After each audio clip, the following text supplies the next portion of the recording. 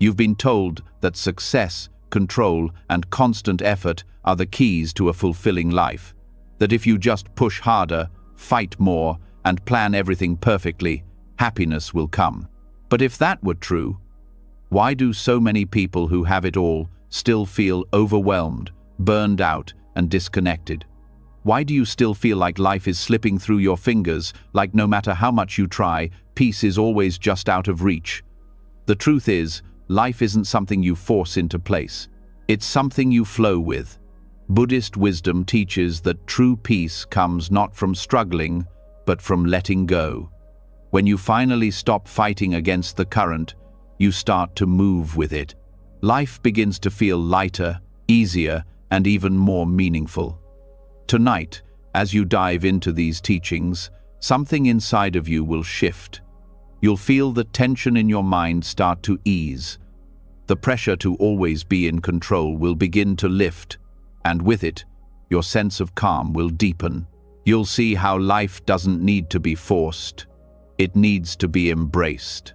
And when you wake up tomorrow, you'll carry that peace with you, moving through the world with more ease, clarity, and trust than ever before. This isn't just another talk to listen to. This is a shift, a transformation waiting to happen. Are you ready to stop forcing and start flowing? Let's begin. You've spent years chasing results, trying to control every moment and force outcomes in your favor. But as time passes, it becomes clear that no matter how much you try, something always feels off. The harder you push, the more exhausted you become, and the further you feel from peace. What if, instead of constantly striving, there was a way to achieve more by doing less? What if you could step back, stop forcing, and still see life unfold with ease and success? Buddhism and Taoism, two ancient philosophies that have survived for centuries, hold the secret to this paradox. They teach us that sometimes the best way to succeed is to let go. It's about learning to act without forcing, to achieve without striving, and to flow with life instead of fighting against it.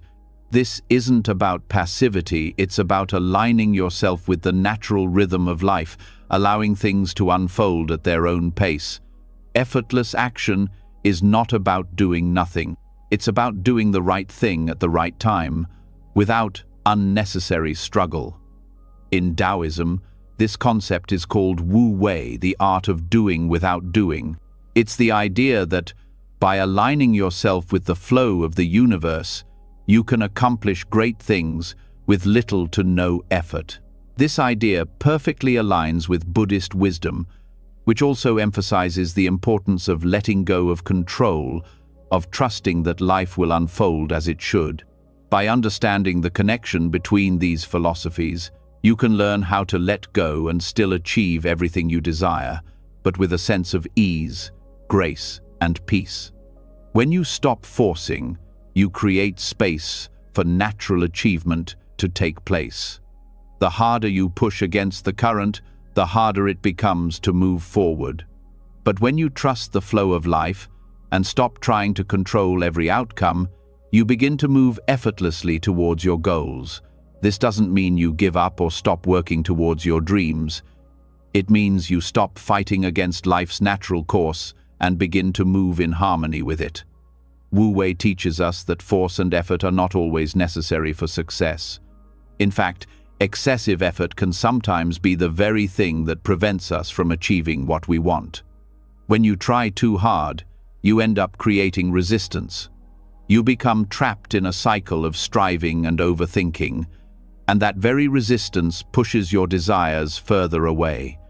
When you step back, when you stop forcing things, you open yourself up to the possibility of effortless achievement. Think about water. Water flows easily and naturally, carving out paths through rock over time, without force. It moves with the contours of the land, shaping its path effortlessly. In the same way, when we let go of our need to control everything, we begin to flow through life. We align ourselves with the natural rhythm of the world, and in doing so, we begin to move towards success without all the struggle. Taoism teaches that effortless action comes from aligning yourself with the Tao, the natural order of the universe. When you're in tune with the Tao, your actions are not forced or strained. They come naturally and with ease. Everything you do is aligned with the flow of life, and because of that, success follows. It's not about trying harder, it's about being in harmony with what already is. Buddhism shares a similar philosophy, emphasizing the importance of non-attachment and acceptance. When we stop holding on to our desires and the need for control, we release resistance. This release allows us to experience life as it comes, without forcing things to fit a particular mold. Through mindfulness and letting go of attachment, we create space for things to unfold naturally, which leads to a deeper sense of peace and clarity. The concept of Wu Wei also ties into the Buddhist idea of non-resistance. Both philosophies teach that the more you resist, the more you suffer. When you fight against life's flow, you create friction that makes progress harder. But when you learn to surrender, when you stop forcing outcomes, you start to experience life with ease. It's as if you're no longer swimming against the current. You begin to trust that life knows the way, and by letting go of your need to control, you are carried towards your goals effortlessly. The real power of effortless action comes from understanding that achieving goals is not about forcing yourself to do everything perfectly. It's about being present with each moment, staying mindful of your actions, and letting things unfold as they are meant to. The more you trust the process, the more natural your actions become. This isn't about sitting back and waiting for things to happen. It's about acting with intention and allowing life to support your efforts in unexpected ways. When you let go of the need to control every step of the journey, you open yourself up to new possibilities. The universe has a way of guiding you towards what you need, even when you don't know what that is. The more you release your grip, the more you allow for unexpected opportunities to arise. In this way, you can achieve greater results without struggling or forcing. Think about moments when you've been truly present, not thinking about the past or the future, but just fully immersed in the moment. In these moments, you feel a sense of ease, a natural flow that comes without effort. This is what happens when you align yourself with the universe's flow. When you stop forcing, life begins to unfold naturally, and you are able to achieve your desires without struggle. By letting go, you also let go of the need for perfection. The more you strive for perfection, the more you close yourself off to the natural unfolding of life. Perfectionism often leads to anxiety and stress as you set unattainable standards for yourself. But when you stop forcing perfection and embrace the natural imperfections of life, you create space for peace and growth. Instead of trying to control everything, you begin to trust that everything will happen as it should in its own time. In Buddhist teachings, the practice of mindfulness plays a huge role in this process. Mindfulness allows you to step back from the constant noise of your thoughts and simply observe what is happening around you. It helps you to stop overthinking, to let go of the pressure to constantly achieve, and to become more present with what is. By practicing mindfulness, you begin to act with intention, without the need to force things into existence. This creates a sense of ease in everything you do. Another key aspect of both Wu Wei and Buddhist teachings is acceptance. Acceptance is not about giving up. It's about recognizing that there are things beyond your control. When you accept that some things cannot be forced, you create room for things to unfold as they naturally will. Acceptance brings peace because it removes the struggle. You stop fighting against the current, and instead, you allow yourself to float downstream, trusting that you will arrive at the right place at the right time. In both Taoism and Buddhism, there is a strong emphasis on detachment. Detachment doesn't mean withdrawing from life. It means letting go of the emotional attachment to specific outcomes. When you detach, you stop forcing things to happen the way you want them to. You free yourself from the anxiety of needing things to be a certain way, and you allow life to unfold without resistance.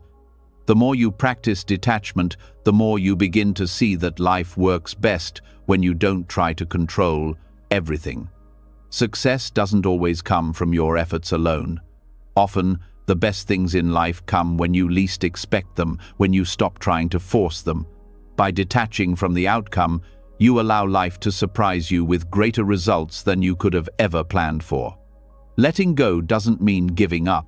It means choosing to trust the process and moving forward with awareness and clarity. When you stop forcing, you become open to spontaneity, to the unexpected turns that life takes.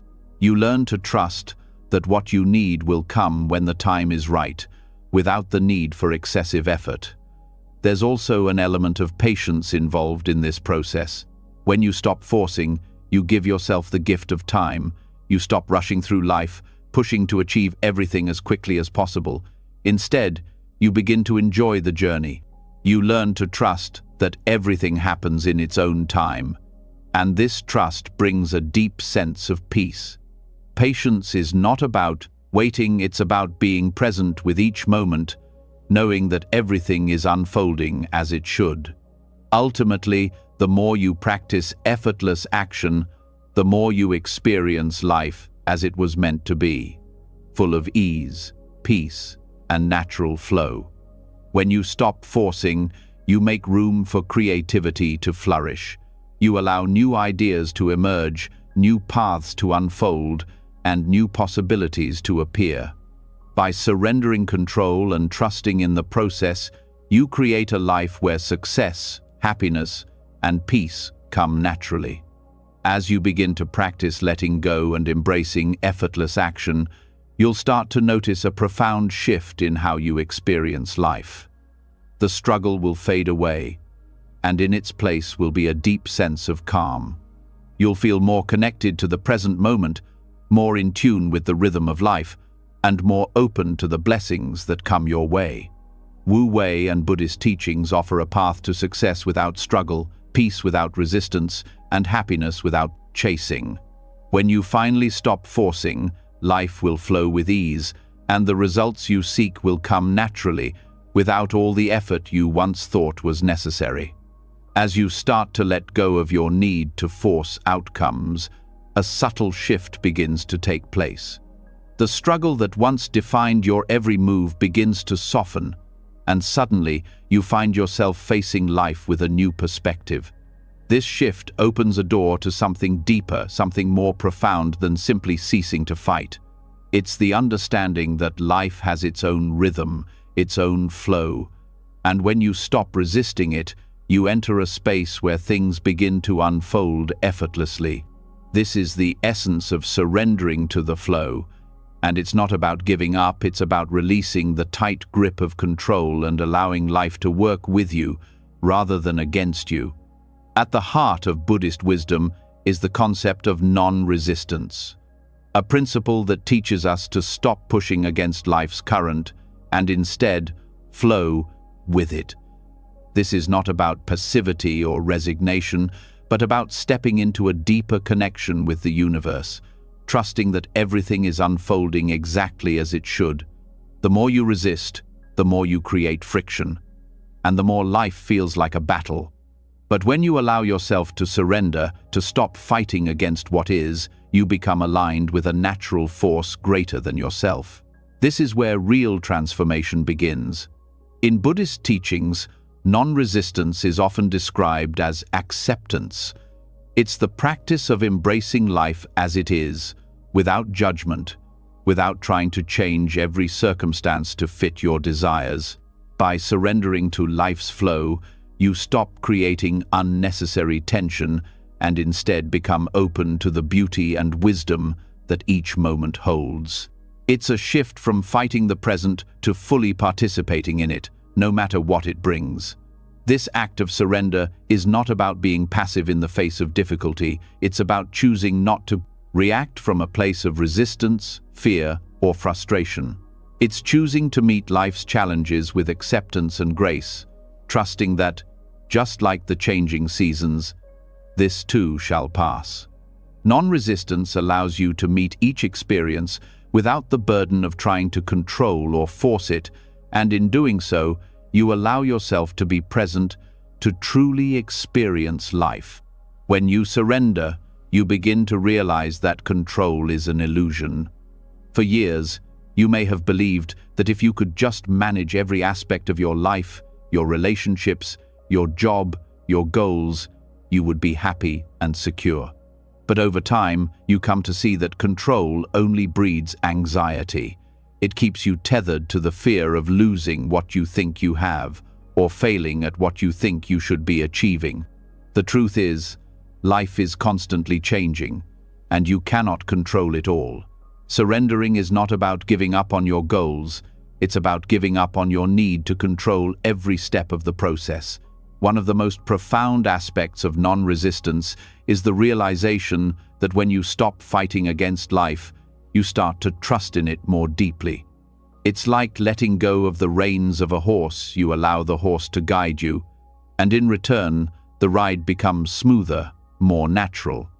You stop trying to dictate every turn, and instead, you allow the experience to unfold. The more you trust the flow of life, the more you see how everything works together in ways you could never have planned or controlled. When you surrender, you open yourself to a higher intelligence, a force that knows far better than you what's best for you. Surrendering also teaches you to accept what is beyond your control. Life brings with it pain, loss, and challenges. For most of us, our natural instinct is to resist these experiences, to wish they weren't happening, or to fight against them. But Buddhism teaches us that suffering arises from resisting reality, from wanting things to be different than they are. The more you resist what is, the more you suffer. But when you stop fighting, when you stop demanding that things be other than they are, you create space for healing and transformation. Surrendering doesn't mean giving up or becoming passive. It means letting go of the need to control the uncontrollable and accepting the moment for what it is. This doesn't mean you stop making efforts or setting intentions. It means that you stop tying your happiness to the outcome. You stop attaching yourself to a specific result. Instead, you focus on the process, the steps you take, the lessons you learn, and the experiences you gain along the way. By surrendering the need for specific results, you open yourself to the full spectrum of life's experiences. You may not always get what you want, but you'll receive exactly what you need. A key component of non-resistance is letting go of attachment. In Buddhist philosophy, attachment is seen as the root of suffering. We attach ourselves to ideas, people, outcomes, and material possessions, thinking they will bring us lasting happiness. But when these things change or disappear, as they inevitably do, we feel pain and loss. Non-resistance teaches us to hold things lightly, to enjoy them while they're here, but not to cling to them as if they are permanent. Everything in life is transient, and when we learn to release our attachment to these fleeting things, we create space for something deeper and more enduring. The process of surrendering also leads to a deeper sense of peace. When you stop resisting, you stop creating unnecessary stress and tension in your life. You begin to feel lighter, more open, and more connected to the world around you. By surrendering, you stop fighting against life's natural flow, and in doing so, you allow yourself to flow with it. This creates a profound sense of peace that can only be experienced when you stop trying to control the uncontrollable.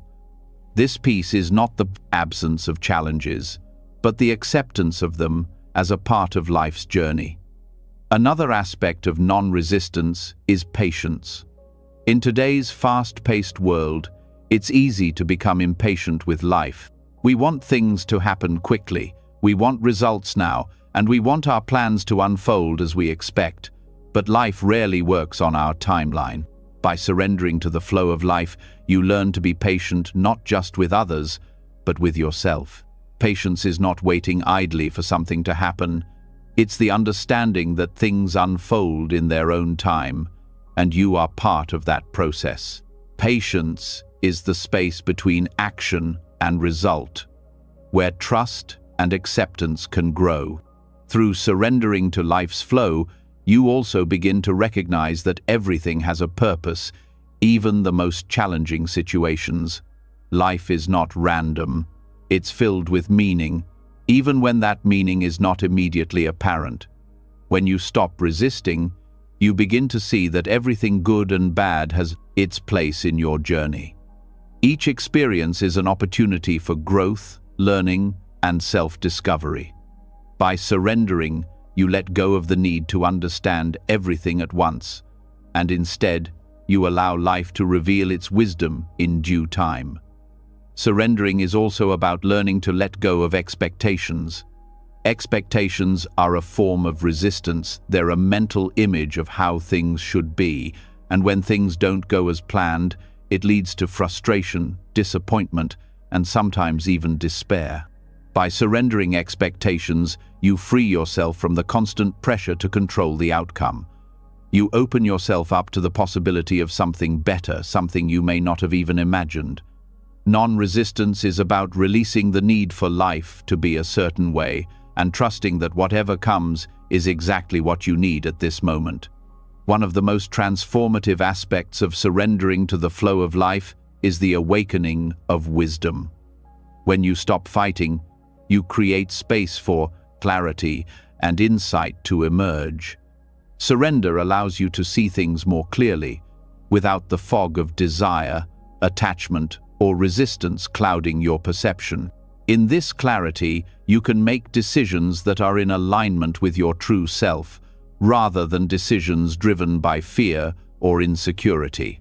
Wisdom arises naturally when you stop fighting against life and begin to embrace it as it is. As you begin to practice non-resistance, you also learn the art of forgiveness. Holding on to grudges or past hurts is a form of resistance. It ties you to the past and keeps you from moving forward.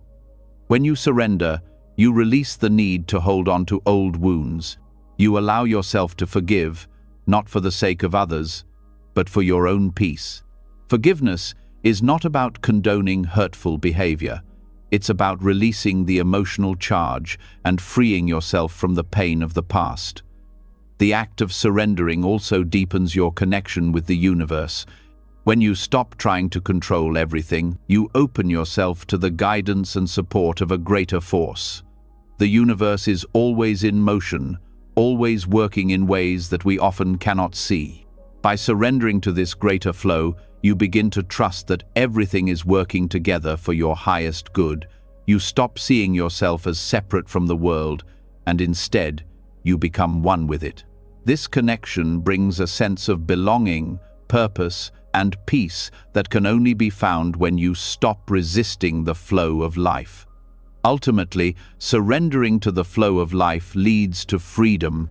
Freedom from anxiety, from the need for control, and from the pressure of expectations. When you stop resisting, you allow yourself to experience life as it is, in all its beauty and unpredictability. This freedom is not the absence of challenges, it's the acceptance of challenges as part of the journey. When you let go of resistance, you open yourself to the fullness of life, and in that fullness, you find true peace. As you continue to explore the nature of non-resistance, you'll realize that it's not about abandoning your goals or desires, it's about finding a new way to engage with life, a way that is free from struggle. When you stop fighting against life's flow, you begin to flow with it. And in that flow, you will find that everything you need, everything you desire, is already coming to you. The key is not to force it, but to let go and trust that life will bring you exactly what you need, exactly when you need it. This is the wisdom of surrendering to the flow, not as a passive retreat, but as an active engagement with life that invites peace, clarity, and wisdom into every moment. As you begin to flow with life, releasing the grip on control and surrendering to the natural rhythm of existence, a deep realization starts to emerge.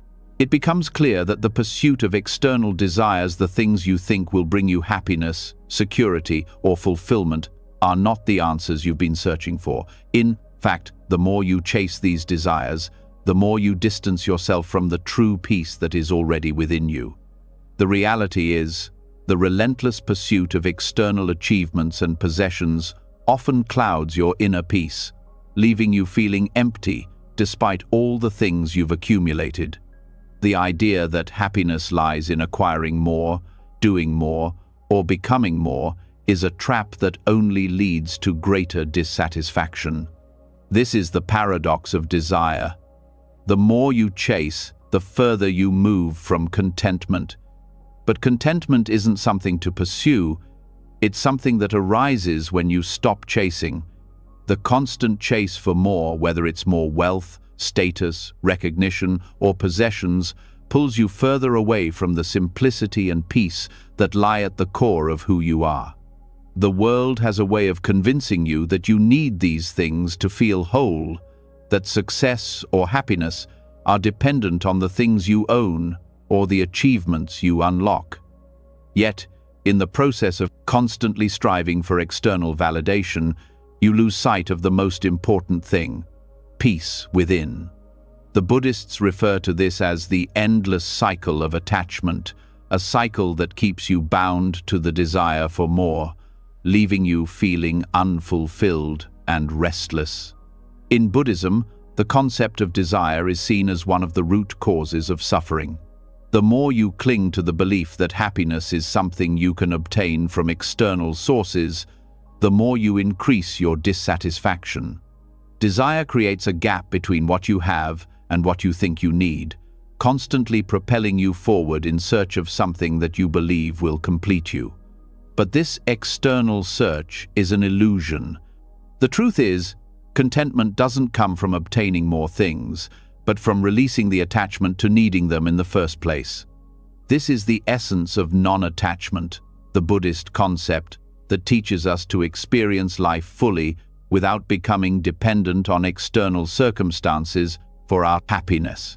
When you stop pursuing desire as a means of happiness, you begin to discover the profound peace that comes from embracing simplicity. It's in simplicity where true contentment lies. The more you accumulate, whether it's material possessions, achievements, or relationships, the more you become burdened by the need to protect, maintain, or constantly strive for something else. This burden weighs on your soul and distracts you from the peace that's always been available to you. Simplicity doesn't mean living a life devoid of ambition or desire, but it does mean that you stop attaching your sense of self-worth or happiness to the things you acquire. It's about understanding that you are complete just as you are. When you find contentment in the present moment, you stop needing things to be different than they are, and you start to realize that everything you need is already within you. The pursuit of external desires also brings with it a constant sense of restlessness. No matter how much you achieve or acquire, the mind remains restless, always searching for the next thing that promises happiness. But true contentment, as found in Buddhist teachings, comes when you stop looking outside yourself. The mind, with its endless cravings and attachments, is never satisfied because it is constantly moving toward the next object of desire. When you surrender the need to chase these desires, you allow yourself to experience a stillness that doesn't depend on external circumstances. This stillness is where contentment resides. In a world that values achievement, success, and progress, it's easy to become trapped in the belief that happiness is something to be earned. But when you begin to see through this illusion, you realize that true peace comes from being rather than doing. You stop measuring your worth based on accomplishments or possessions, and instead, you find satisfaction in the simple act of living. The joy of being alive, of breathing, of experiencing each moment fully, is more than enough. This is the fundamental teaching of Buddhism, that suffering arises from attachment to desires and the belief that they are necessary for happiness. The more you chase after external goals, the more you end up creating a sense of emptiness when you finally attain them. But when you shift your focus from desire to contentment, you start to experience life in a deeper, more meaningful way. Contentment comes from the realization that you don't need anything to be happy, because happiness is already here, in the present moment. One of the most profound ways to cultivate this sense of contentment is through mindfulness. Mindfulness is the practice of being fully present, not lost in thoughts about the past or future. It's about experiencing the present moment as it is, without judgment or expectation. When you are truly present, you stop chasing after the future and let go of the past. You experience life as it is, and in that experience, you find peace. This practice helps you reconnect with the joy that exists in the simplicity of life, in the small moments that often go unnoticed when you are constantly rushing to get somewhere else. Contentment is not about denying yourself pleasure or enjoyment. It's about realizing that joy doesn't come from external sources, but from the way you relate to the world around you. When you stop seeking validation or external rewards, you begin to cultivate a deep sense of peace and fulfillment. This inner peace becomes a source of strength, something that is not dependent on circumstances or outcomes. When you stop focusing on acquiring more, you begin to appreciate what you already have. This shift in perspective allows you to experience gratitude for the present moment and for the simple pleasures in life, like the warmth of the sun on your face, the sound of birds singing, or the feeling of a loved one's touch. These small moments of joy are often overlooked when you are chasing after something bigger or better. But when you practice contentment, you begin to see the abundance that is already present in your life. The more you practice contentment, the more you realize that true wealth lies not in possessions, but in peace of mind. When you let go of the need for more, you create space for a deeper connection with yourself and with others. The desire for more is often driven by a sense of lack, a belief that you are incomplete without something. But when you recognize that you are already whole, you stop chasing external things to fill the void. This recognition is liberating, as it frees you from the endless cycle of craving and dissatisfaction. Another key to contentment is embracing impermanence. Everything in life is temporary, and the more you cling to things, the more you increase your suffering. When you let go of the need to control everything or hold on to things forever, you begin to experience peace. Impermanence is a natural part of life, and when you accept it, you stop resisting the changes that come your way. This acceptance allows you to flow with life rather than fight against it, and in this flow, you find contentment. Contentment is also about being at peace with yourself. So often, we look outside ourselves for happiness, believing that the right circumstances or achievements will finally make us feel fulfilled. But true contentment comes when you stop seeking approval or validation from others. You begin to appreciate your own worth just as you are, without needing to prove anything. When you are at peace with yourself, you stop needing to chase after things to feel good enough. You recognize that you are already enough, and that is the foundation of true contentment. This journey towards contentment is not about being passive or avoiding challenges. It's about finding peace within yourself, regardless of the external circumstances. Life will always present challenges, but when you cultivate contentment, you face those challenges with a sense of inner peace, knowing that you don't need anything outside yourself to be happy. You are already whole. And in that realization, you find the greatest happiness of all, a peace that comes from within, unaffected by the constant chase for external desires. As you stop chasing after external desires and shift your focus inward, you begin to live in a way that is truly fulfilling.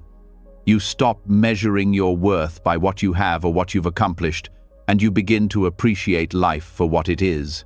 Contentment becomes not just a state of mind, but a way of living, a living that is simple, peaceful, and full of joy.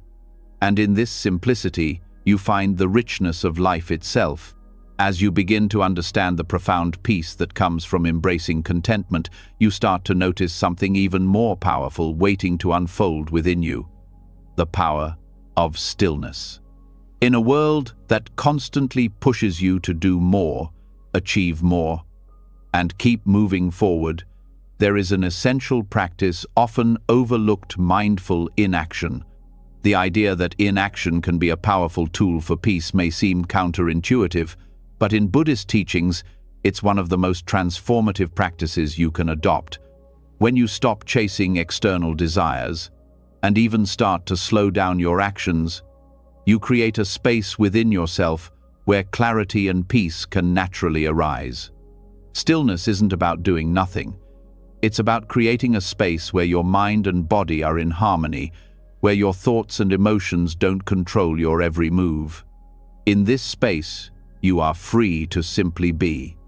And in that being, you discover a profound sense of clarity that is more powerful than any action could ever bring. Buddhism teaches that the mind is often restless, constantly moving from thought to thought, worry to worry, and desire to desire. This restless state prevents us from experiencing true peace. When we embrace stillness, we quiet the mind, creating a gap where wisdom and clarity can arise. This is not a passive stillness, it's a purposeful quieting, a mindful inaction that allows us to let go of distractions and focus on the present moment. The power of mindful inaction is rooted in the concept of presence. To be fully present in each moment is to let go of the need to constantly be doing, thinking, or achieving. It's in this state of presence that you begin to notice what's truly important: the quiet space between breaths, the subtle sensations in your body, the simple beauty of being alive.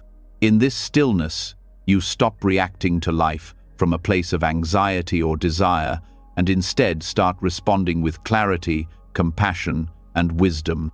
When you practice mindful inaction, you also practice non-attachment.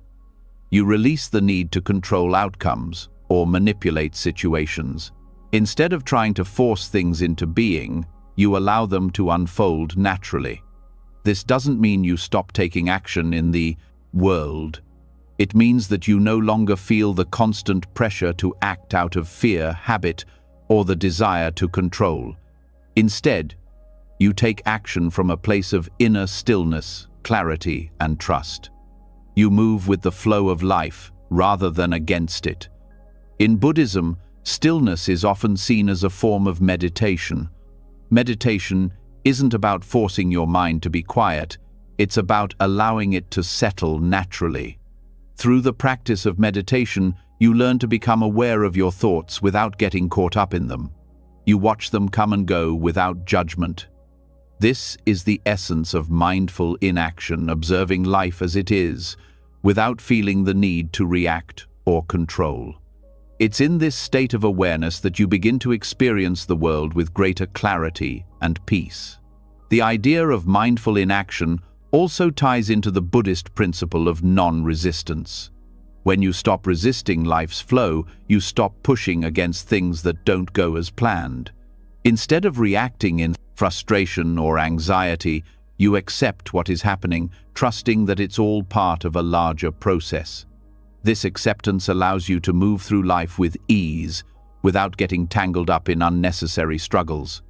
Inaction here isn't about doing nothing. It's about doing nothing that doesn't align with your true purpose and allowing everything to unfold naturally. In a society that glorifies constant doing, mindful inaction can feel uncomfortable at first. We are conditioned to believe that if we're not doing something, we're not being productive.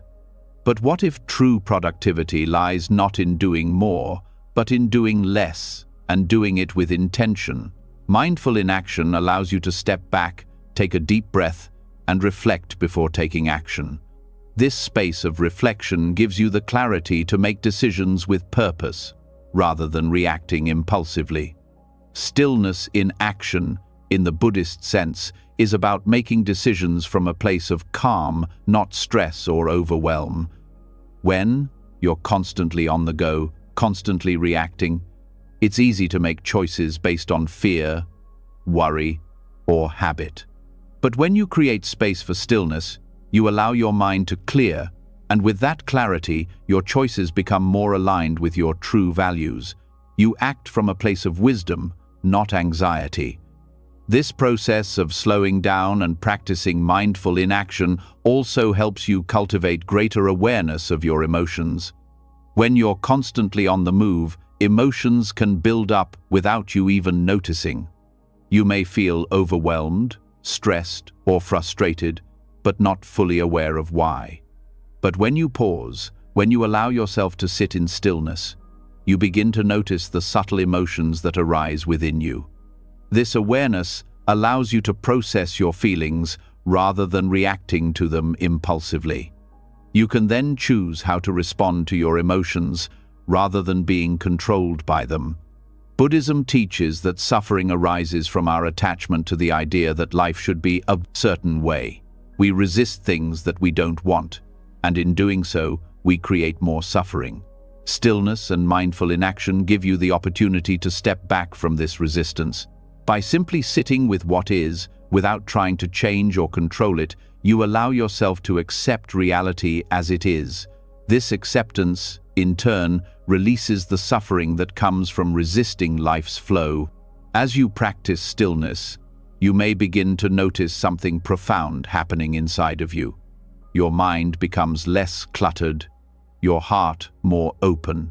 You start to feel a deeper connection to the world around you, not because you're striving to make things happen, but because you're simply allowing things to be as they are. This sense of connectedness is the natural result of mindful inaction. You become attuned to life's subtleties, to the flow of energy around you, and you find peace in just being present. Mindful inaction also allows you to develop a deeper connection with your own intuition. When you're constantly busy and distracted, it's easy to lose touch with your inner wisdom. But when you practice stillness, you create the space necessary for your intuition to rise to the surface. You begin to trust that inner voice, the quiet knowing that guides you toward your true purpose. This is not a mind that is frantic or filled with noise. It is a mind at peace, listening to the wisdom that arises from within. Another important aspect of mindful inaction is its relationship to patience.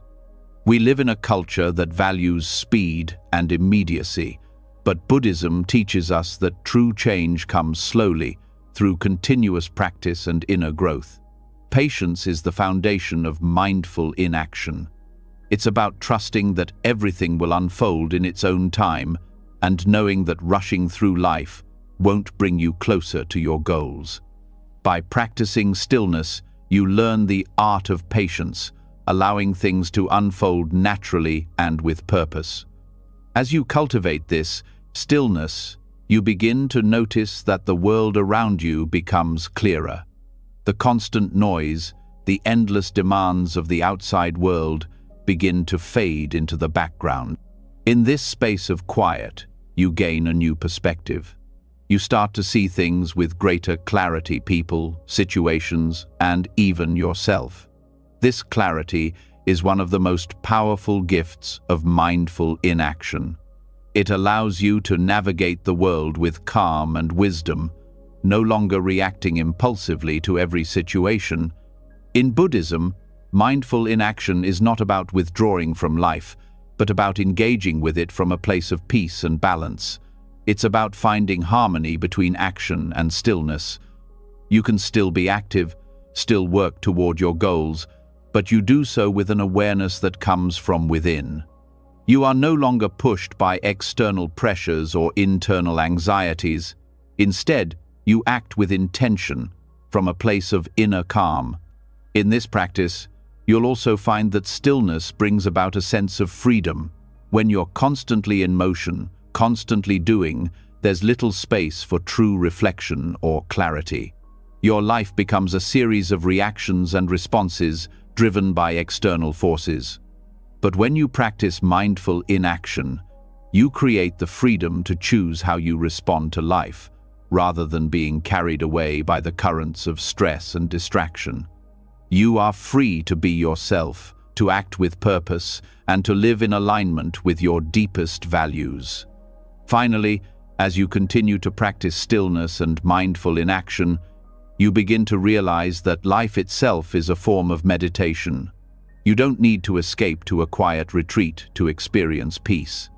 Peace is available to you in every moment, in every breath. By practicing mindful inaction, you step into the present moment with complete awareness, embracing life as it is, without the need to force, control, or change it. And in that acceptance, you find the peace and clarity that you've been searching for all along. Mindful inaction teaches you that sometimes the most powerful thing you can do is nothing at all. It's in the stillness, in the silence, that you find the answers, the peace, and the wisdom that have been within you all along. As you explore the power of stillness and the profound peace that comes from mindful inaction, you may begin to notice something else that quietly influences your thoughts, actions, and feelings: the ego. It's the part of you that constantly seeks recognition, approval, and validation. The ego can be a driving force in your life, pushing you to achieve, to prove yourself, and to always be more. But what if this very force that propels you forward is the same one that keeps you trapped in a cycle of unnecessary struggle, never truly finding peace? The ego, in its endless search for validation, feeds on external recognition. It creates identities for us, roles we play, labels we wear, and expectations we constantly strive to meet. But all of this comes at a cost. Every time you attach yourself to an identity, whether it's as a successful professional, a loving parent, or even a spiritual seeker, you bind yourself to a certain set of expectations, and these expectations can be a heavy burden. The more you cling to them, the harder it becomes to feel free. The ego's struggle for validation keeps you locked in a perpetual loop, where you constantly chase something that feels just out of reach. This pursuit of external validation is one of the greatest sources of unnecessary struggle. The ego thrives on comparison and competition. It compares you to others, constantly measuring your worth based on achievements, status, and approval from the outside world. And yet, no matter how much you accomplish, the ego always asks for more. It's a cycle that never ends because the ego's hunger is insatiable. No matter how much you achieve, no matter how many accolades you receive, the ego always wants more. This keeps you trapped in a state of unfulfilled desire, believing that you will only be satisfied once you have attained a certain goal or status. But the truth is, the more you feed the ego, the more it demands. The ego constantly tells you that you are not enough, that you need to be more, do more, achieve more. This creates a tension in your life, a pressure to keep proving yourself, to keep striving, to keep winning. It makes you feel like you are constantly running a race that never ends, never giving you the chance to just be. The harder you try to meet the ego's demands, the more exhausted you become. And yet, no matter how much you accomplish, you always find yourself yearning for something more. The irony is that the more you try to prove yourself, the further you get from the truth of who you really are. The ego convinces you that your worth is tied to your accomplishments and the validation you receive from others. But in reality, your true worth has always been within you, untouched by the demands of external validation. The moment you let go of the ego's grip, you start to uncover the freedom that lies within you, the freedom to simply exist, to simply be, without the need to prove anything to anyone, including yourself. When you are attached to your identity, you are constantly identifying with roles that the world has assigned to you. These roles, whether as a parent, a spouse, a boss, or even a spiritual seeker become so ingrained in your psyche that you begin to believe that you are these roles. The moment you identify with any external label, you create a rigid structure for yourself, one that keeps you locked in a narrow perception of who you are and what you can be. But the truth is that you are not your roles. You are not your achievements, your past successes, or your failures. You are simply a being experiencing life in its entirety, not defined by any particular identity. Letting go of the attachment to these identities doesn't mean abandoning them altogether. It simply means recognizing that you are not bound by them. You can still be a parent, a professional, or a friend, but these roles no longer define you. They are aspects of your life, not the whole of it. When you release the attachment to your identity, you start to see yourself as a whole person, not fragmented into different parts that are constantly at odds with each other. One of the most liberating aspects of releasing attachment to the ego is that it allows you to experience life as it is, without the filter of judgment or expectation. When you let go of the need to constantly prove your worth, you stop comparing yourself to others. The ego is driven by the need to be better than someone else, to be seen as successful or accomplished in the eyes of the world. But when you let go of this attachment, you no longer feel the need to measure yourself against anyone. You simply exist, as you are, with all of your flaws and imperfections.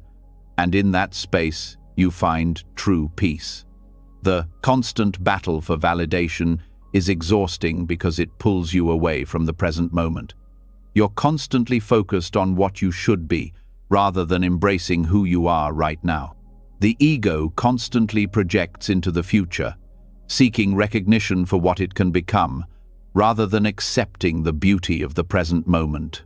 But true freedom comes when you release the need to constantly strive for something outside yourself and simply embrace what is.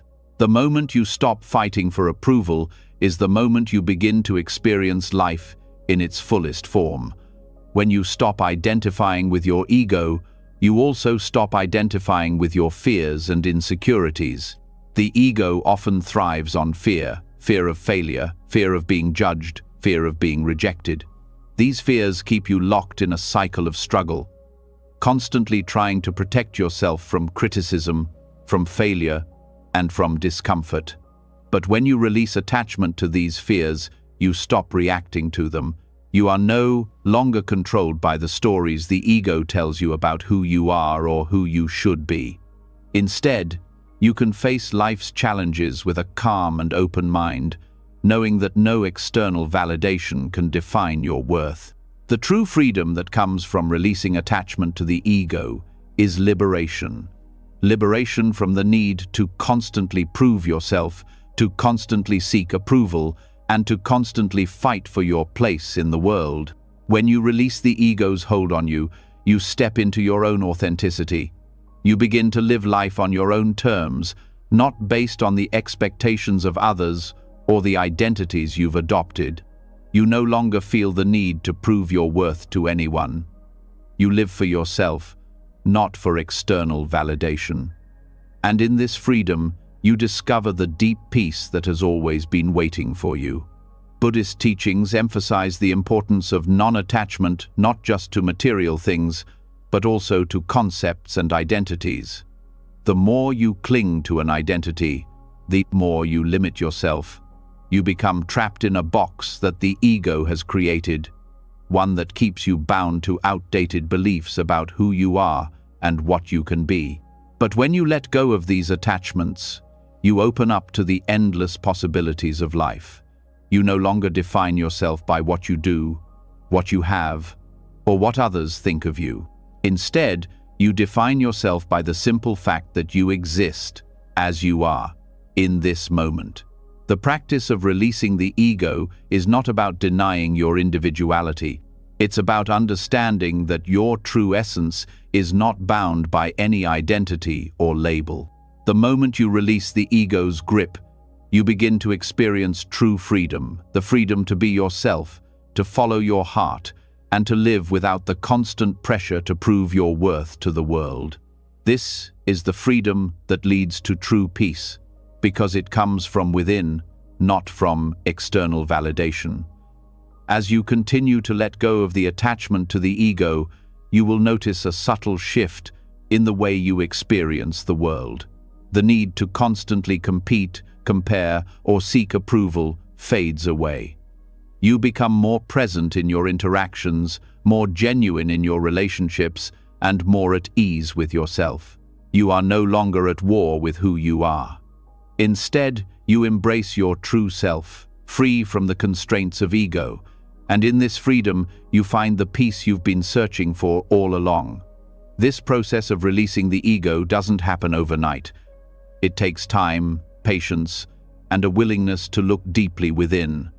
But as you continue to practice non-attachment and release the need to constantly validate your worth through external means, you'll find that the struggles you once faced begin to dissolve.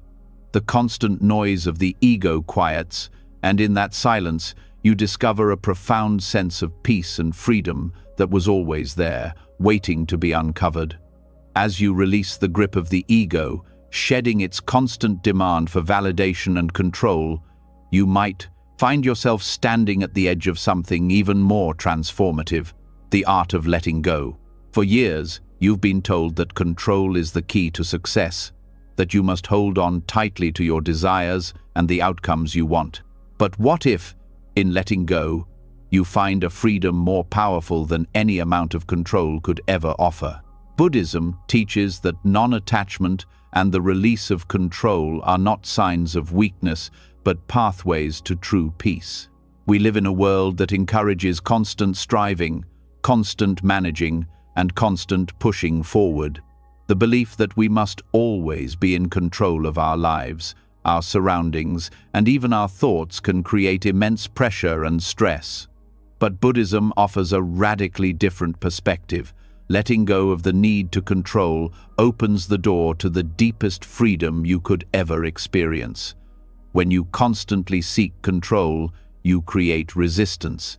Resistance to what is, resistance to change, resistance to the flow of life. And yet, life has a way of constantly changing, evolving, and shifting. Control, no matter how tightly you hold on, is an illusion.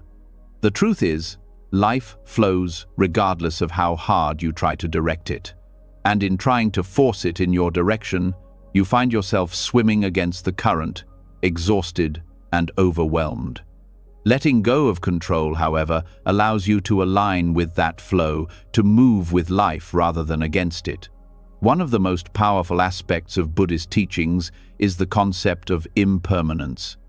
Everything is in a constant state of flux. The people, the situations, the thoughts, and even the emotions you hold dear are all impermanent. Holding on to the idea that things should stay the same or that you can control outcomes is one of the sources of suffering in life. When you cling to the illusion of permanence, you set yourself up for disappointment and pain. But when you embrace the fact that everything is temporary, you create space for peace and acceptance.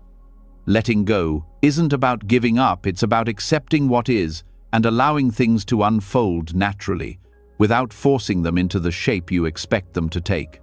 The act of letting go in Buddhism isn't passive resignation, it's an active practice of non-attachment. It's the ability to recognize that while you can make choices and take actions, the results are not in your control. This mindset shifts your focus from constantly needing to manipulate outcomes to simply doing your best in the present moment and letting life take its course. When you let go, you stop trying to control what happens next, and instead, you cultivate trust that the universe will deliver what is meant for you in its own time and way.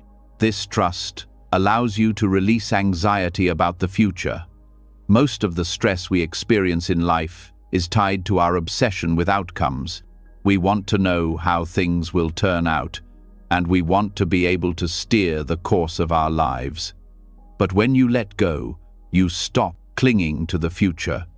You allow yourself to live in the present moment, free from the need to predict or control what happens next. This is where true peace comes from, not in the certainty of what's to come, but in the ability to surrender to the unknown and trust that life will unfold as it should.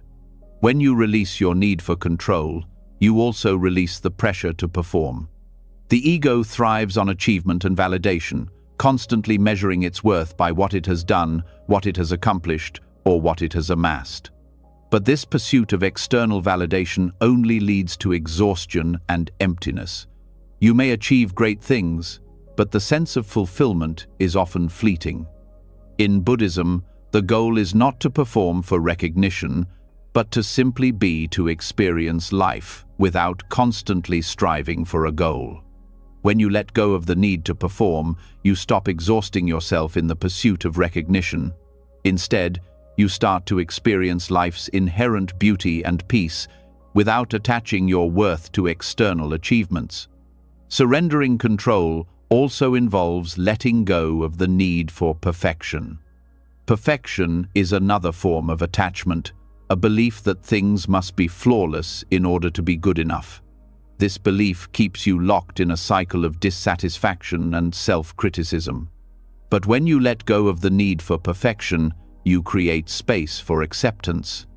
You begin to appreciate things as they are, without the constant drive to make them better. The beauty of life lies in its imperfection. By embracing imperfection, you free yourself from the pressure to always be perfect and allow yourself to experience peace, even in moments of flaw. Non-attachment doesn't mean that you stop caring about the things that matter to you. Rather, it means that you stop depending on them for your happiness or sense of self-worth. You stop clinging to relationships, accomplishments, and possessions as if they define who you are. Instead, you begin to see them as fleeting parts of your journey, not the essence of who you are. When you let go of attachment, you can still enjoy life's pleasures, but you do so without the burden of clinging to them. You can enjoy a beautiful sunset without needing it to last forever, knowing that its beauty is found in the present moment, not in its permanence. The act of letting go is also deeply intertwined with the Buddhist practice of mindfulness. Mindfulness is the ability to be fully present with whatever is happening in the moment, without judgment or resistance. It's about accepting life as it is, without trying to change or manipulate it. When you practice mindfulness, you create space for letting go. You stop resisting what's happening right now, and instead open yourself up to it fully. Mindfulness allows you to be in the moment, to engage with life as it is, without the need to control or change it. Letting go also invites you to release your attachment to outcomes. In a world that constantly pushes you to focus on the end result, it can be difficult to detach from the idea that success is measured by the final achievement. But Buddhism teaches that true fulfillment comes not from the outcome, but from the process itself. When you release attachment to outcomes, you stop viewing life as a series of tasks to be completed and start embracing it as a journey to be experienced. This shift in perspective allows you to approach everything you do with more ease, without the constant pressure to get it right. In doing so, you free yourself from the anxiety of not meeting expectations, whether your own or others. As you begin to practice letting go, you'll notice a profound shift in your emotional state. No longer weighed down by the constant need for control, your emotions begin to settle. Anger, frustration, and anxiety often arise when we feel powerless over a situation. When we let go of control, we stop fighting against what we can't change. Instead of reacting emotionally to life's unpredictability, we begin to find peace in uncertainty. We accept that there are things we cannot control, and in that acceptance, we find freedom. The Buddhist principle of letting go also teaches us to embrace forgiveness. Forgiveness, both for ourselves and others, is an essential part of releasing control. Often, we hold on to past grievances or mistakes because we feel the need to control the narrative, to make things right. But when you let go of the need to control the past, you release the emotional burden of grudges, regret, and resentment. Forgiveness is not about condoning what happened, it's about releasing the need to hold on to it, allowing you to move forward with peace in your heart. Letting go is not an act of giving up, it's an act of trusting. It's trusting that things will work out even when they don't look the way you expect them to. It's trusting that life is unfolding exactly as it should, even in the face of uncertainty and hardship.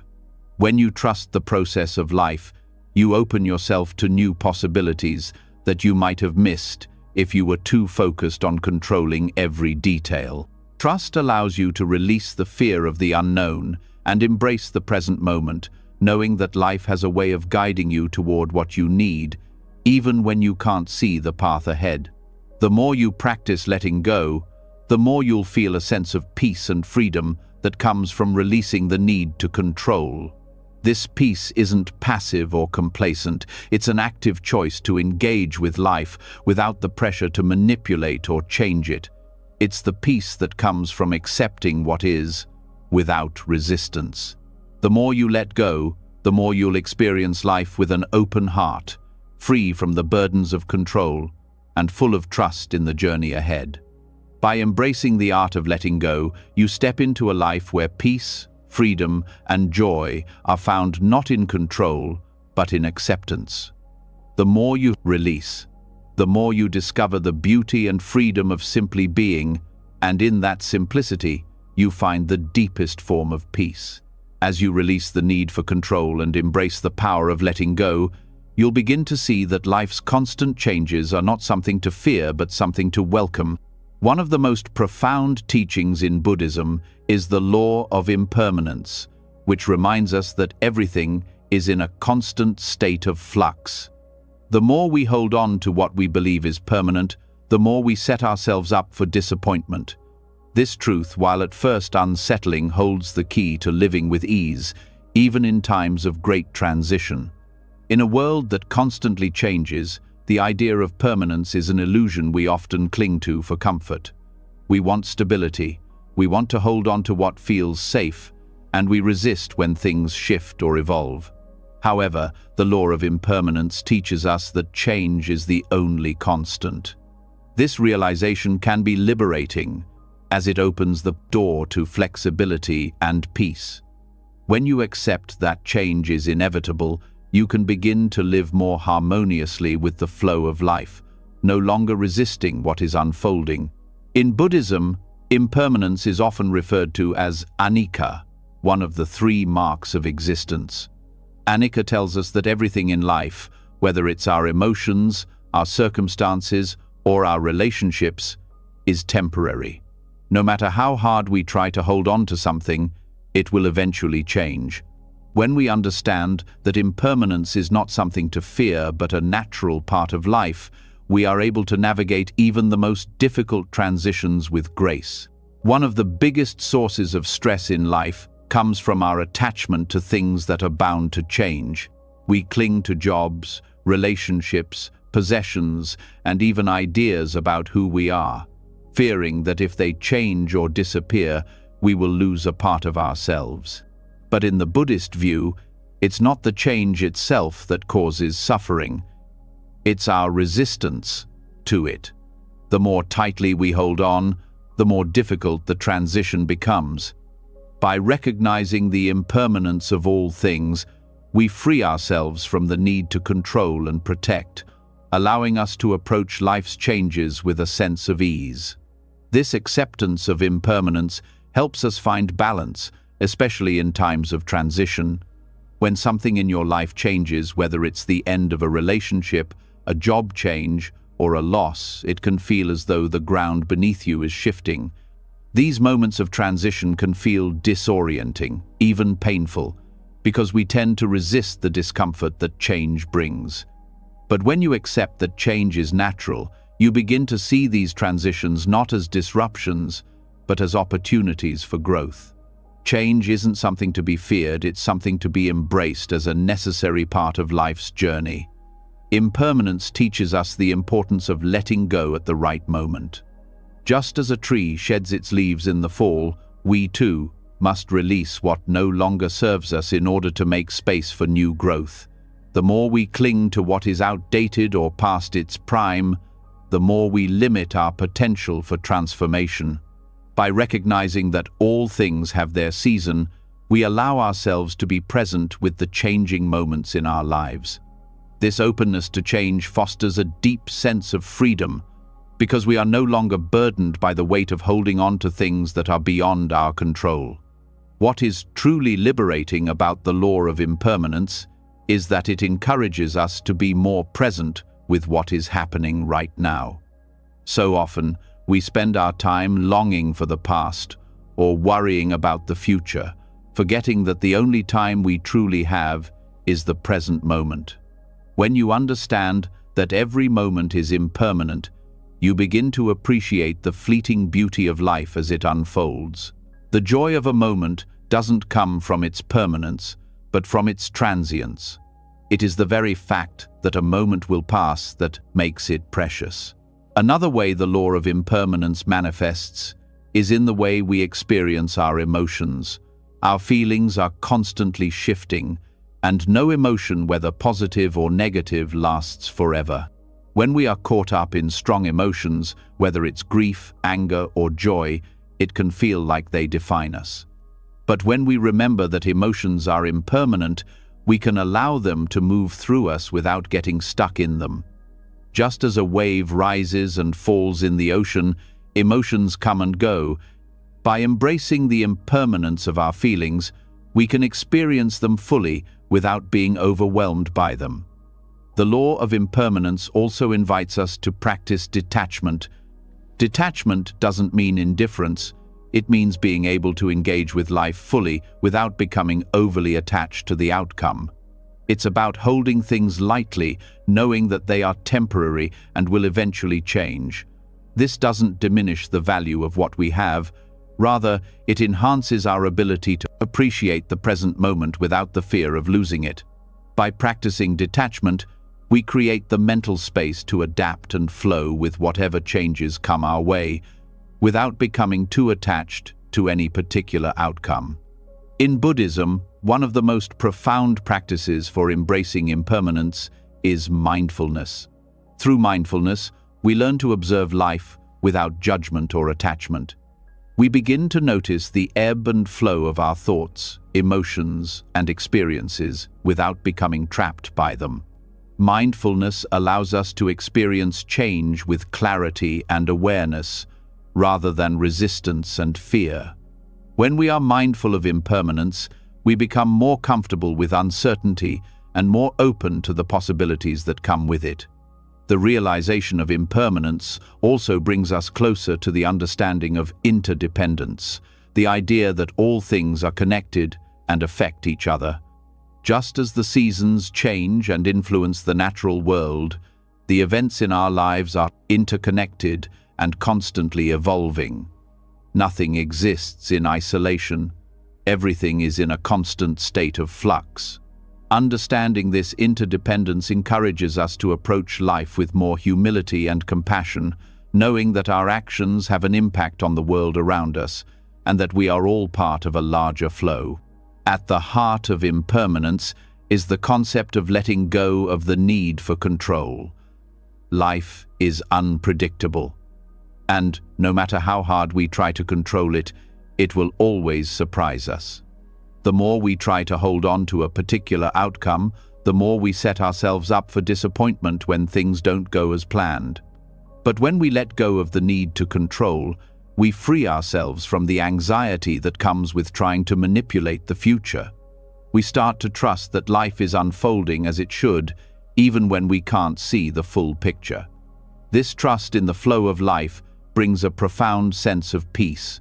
During times of transition, whether it's a major life change, a personal loss, or an unexpected shift, we often feel like we're losing something.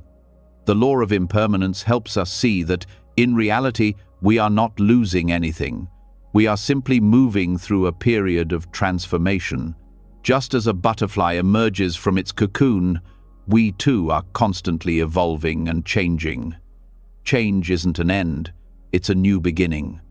When we embrace impermanence, we stop seeing transition as a threat and start seeing it as a doorway to growth and opportunity. Embracing change is also about surrendering to the natural rhythms of life. When we fight against the changes that come our way, we exhaust ourselves in the struggle. But when we accept change, we align ourselves with the natural flow of life. And in doing so, we open ourselves up to new experiences and new perspectives. The more we resist change, the more difficult it becomes to move forward.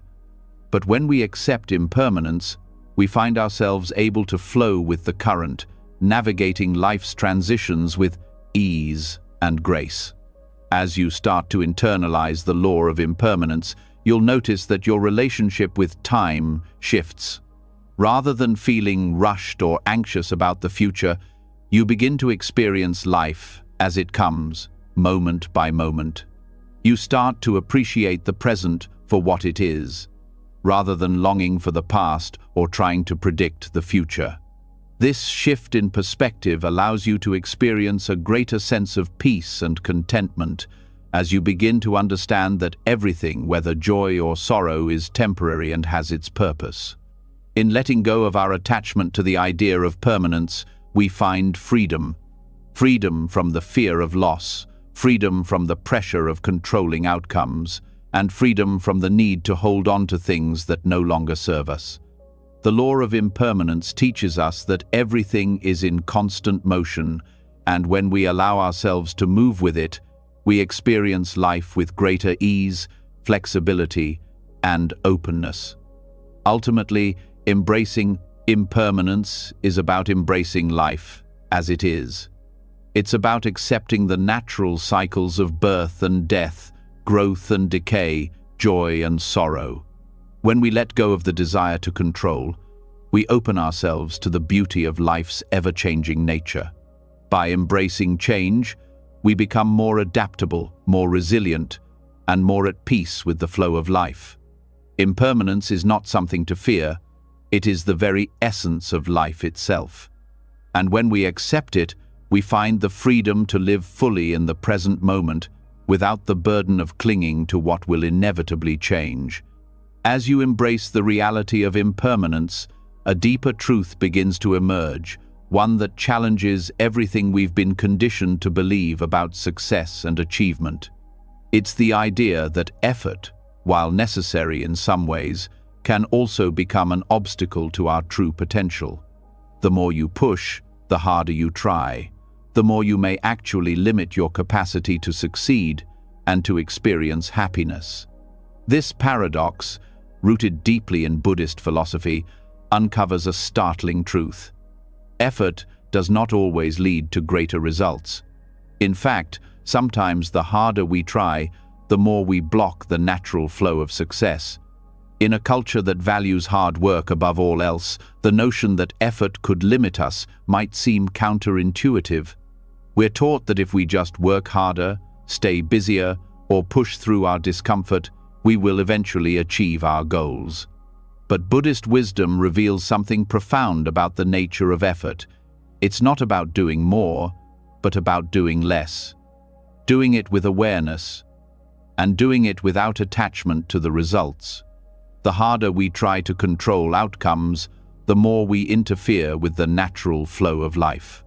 This constant striving, often fueled by anxiety and fear of failure, can blind us to the opportunities that arise when we relax into the process of living. Buddhist teachings encourage us to detach from the results of our efforts, to let go of the need to force things into existence. When we stop grasping at outcomes, we create space for things to unfold with more ease and grace, allowing our natural potential to emerge. This doesn't mean that we stop working toward our goals, but it means we stop seeing effort as the sole measure of our success. The more we associate our self-worth with how hard we work or how much we accomplish, the more we tie our happiness to external factors that are outside of our control. We become trapped in a cycle of striving and struggling, believing that our worth is determined by the things we do, the positions we hold, and the recognition we receive. But Buddhist philosophy teaches us that true freedom and happiness come not from force, but from understanding the natural rhythm of life and allowing ourselves to move with it rather than against it. When you let go of the need to control every aspect of your life, something remarkable happens. You begin to align with the flow of the universe. This alignment allows you to accomplish more with less effort, tapping into your true potential without the pressure of pushing, forcing, or overworking. In Buddhist terms, this is the concept of Wu Wei, or effortless action. It's the art of allowing life to unfold in its own time and engaging with the world in a way that is in harmony with its natural processes rather than against them. It's not about being passive. It's about responding to life with clarity and presence, without the attachment to forcing things to happen. In contrast, the constant focus on effort often leads to burnout, frustration, and a sense of being trapped in a never-ending race. The more we push, the further we feel from the peace and contentment we desire. This is because the energy spent in resistance, whether it's resisting the pace of life or resisting our own limitations, creates more tension. When we learn to step back and trust the process, we experience a natural unfolding of events that supports us in ways we cannot predict or control. Buddhism teaches that attachment to effort and the need for constant striving often arise from a fear of not being enough. We believe that unless we constantly prove ourselves through hard work and achievement, we won't be valued or loved. This fear drives us to overexert ourselves, often at the expense of our health, happiness, and relationships. But when we release this attachment to effort, we create space for a deeper connection to ourselves and others. We start to realize that we don't have to prove our worth through accomplishments or endless busyness. Our value is inherent, not dependent on external achievements. By letting go of the pressure to work harder and harder, you free yourself to experience success on a different level. Instead of success being a direct result of effort, it becomes a natural byproduct of alignment and awareness. The more you let go of the need to force things, the more you allow your potential to flow without restriction. This approach to success is not about doing more, but about being more present, more aware, and more connected to your true nature. The challenge here is recognizing when your effort becomes an obstacle rather than an asset. Sometimes, the most effective action comes not from force, but from surrender. When you let go of the need to control the outcome and simply engage with the process with awareness, you find that you're able to accomplish more in less time, with less stress, and with greater fulfillment. This is because you are no longer burdened by the weight of expectation, and you're no longer trapped in the cycle of striving for something you think you need. Instead, you allow yourself to be guided by the flow of life, which leads you toward the right opportunities at the right time. The paradox of effort is that by doing less, you can achieve more. This doesn't mean that you stop putting in the necessary work, but that you shift your approach. When you stop overthinking, stop micromanaging every detail, and stop trying to force every outcome, you start to see the natural course of events unfold. You allow things to happen rather than trying to make them happen.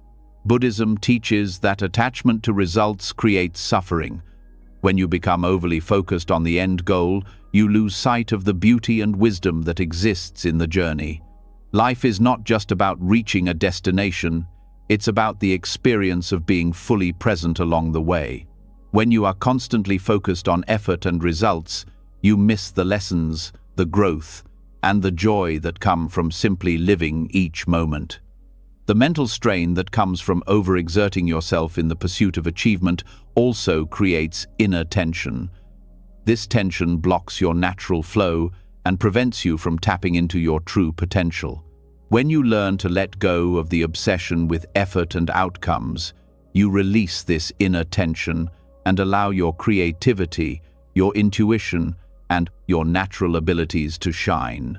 Success becomes a natural result of your ability to stay present and aligned with your inner wisdom, rather than a product of intense effort or struggle. This principle of letting go of unnecessary effort is reflected in the Buddhist practice of meditation. Meditation is not about trying to achieve a specific state of mind or force a particular outcome. It's about being present with whatever arises, without striving to change it or control it. This practice teaches us that when we stop trying so hard to control our thoughts or emotions, we create space for them to naturally settle on their own. The same principle applies to our external lives. When we stop trying to control everything around us, we make space for things to fall into place naturally. The idea that effortless action leads to success and happiness is a deeply liberating concept. It's a reminder that we don't have to exhaust ourselves in the pursuit of external goals. Instead, we can allow life to unfold in its own time, while still taking meaningful actions toward our dreams. When we shift our focus from constant effort to presence and awareness, we unlock our true potential because we're no longer bound by the belief that success must come through struggle. When you release the need to constantly work harder and push through obstacles, you open yourself to a greater sense of freedom. This freedom comes from the understanding that you don't need to control every detail of your life in order to experience success. You no longer define yourself by the amount of effort you put in, but by the quality of your engagement with the present moment. This is the essence of Buddhist teachings on effort. Success arises not from endless striving, but from living in alignment with your true self, free from the pressure of constant doing. As you begin to let go of the constant need to force outcomes and control every aspect of your life, a deeper understanding begins to unfold. The more you release, the more you realize that one of the greatest keys to ease and freedom is patience. Patience is often seen as waiting without action, but in the context of Buddhist teachings, it's far more profound than simply biding time. It's a skill, a powerful tool that transforms stress and anxiety into calm and clarity. In our fast-paced world, patience is often viewed as something passive, a waiting game until things happen. But the truth is, patience is an active practice that invites us to engage fully with the present moment, without the urge to rush or force things into existence. It's about understanding that everything in life has its own pace, and that resisting this natural flow leads only to frustration, anxiety, and stress. Patience helps us trust in the process of life, and in doing so, it reduces the mental noise that constantly pushes us to hurry up and get somewhere. Buddhism teaches us that patience is not merely about waiting, it's about cultivating a mindset that accepts things as they are, knowing that everything unfolds in its own time. When we practice patience, we stop trying to force outcomes or control how things will unfold. Instead, we start to understand that life is not a race, but a journey, one that needs to be experienced fully, without the burden of pressure or expectation. At the heart of patience is non-attachment.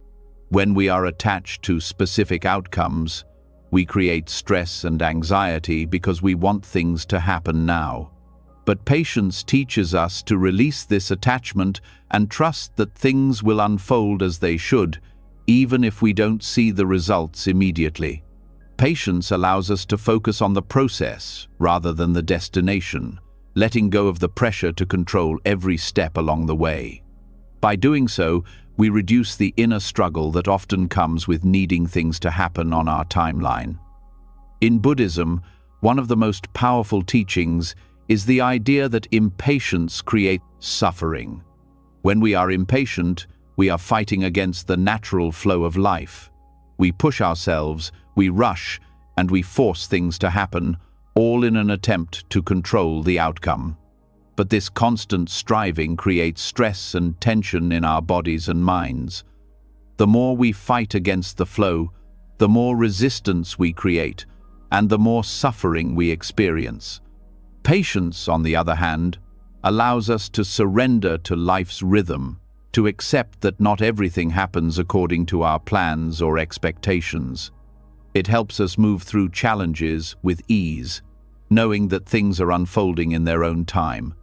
In daily life, practicing patience involves learning how to deal with delays, frustrations, and obstacles with grace and acceptance. It means being able to sit with discomfort without the need to immediately fix it or push through it. This can apply to small, everyday situations, waiting in line, dealing with traffic, or even waiting for a text response. These seemingly trivial moments are opportunities to cultivate patience. Each moment of waiting is an invitation to practice acceptance, to release the urge to rush, and to find peace in the present moment, even in the midst of what may feel like inconvenience or delay. When we cultivate patience, we also begin to shift our relationship with stress. In our culture, stress is often seen as a necessary part of life, the result of a busy schedule, high expectations, and the need to constantly perform. But when we practice patience, we learn to take a step back and observe our reactions to stress. We begin to see that stress is often a result of our resistance to what is. Patience allows us to stop fighting against the discomfort and to embrace the present moment, even when it's not ideal. In doing so, we reduce the mental tension that fuels stress, allowing us to move through difficult situations with more ease and clarity. Patience helps us cultivate resilience. Life is full of challenges, setbacks, and moments of uncertainty. The way we respond to these challenges often determines how much we suffer. When we are impatient, we tend to react impulsively, either by forcing things to happen or by withdrawing into frustration or despair. But patience teaches us to respond with wisdom and understanding. It allows us to weather storms without being overwhelmed, to stay grounded in our center even when the world around us feels chaotic. By practicing patience, we learn to resist the urge to react impulsively, instead choosing to respond with calm and thoughtfulness. Another important aspect of patience is its relationship to self-compassion. When we are impatient with ourselves, we create unnecessary pressure, we demand perfection, we rush through tasks, and we berate ourselves when things don't go as planned. But when we practice patience, we learn to treat ourselves with kindness and understanding. We give ourselves the space to grow, to make mistakes, and to learn at our own pace. This shift in mindset reduces self-criticism and allows us to move through challenges without feeling burdened by guilt or shame. Self-compassion is an essential component of patience because it allows us to be gentle with ourselves, even when we fail to meet our expectations. In Buddhist practice, meditation is a tool that helps cultivate patience. When we sit in stillness, we practice the art of being present with our thoughts and emotions, without the need to change or control them. Meditation teaches us that our thoughts are impermanent. They come and go on their own, without our interference. The more we resist our thoughts or push them away, the stronger they become. But through the practice of meditation, we learn to observe them without attachment or judgment.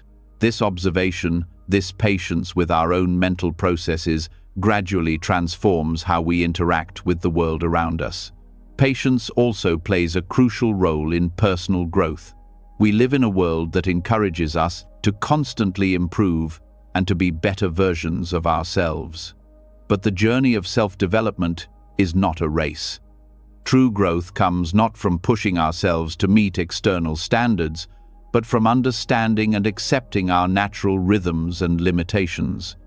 Patience helps us honor where we are on our journey without rushing toward an idealized version of ourselves. It allows us to embrace imperfection and to grow at our own pace, without feeling the pressure to be someone else or to meet someone else's expectations. At a deeper level, patience helps us cultivate a sense of trust in life itself. Life unfolds according to its own rhythms, and often our attempts to control the timing of events only cause unnecessary stress.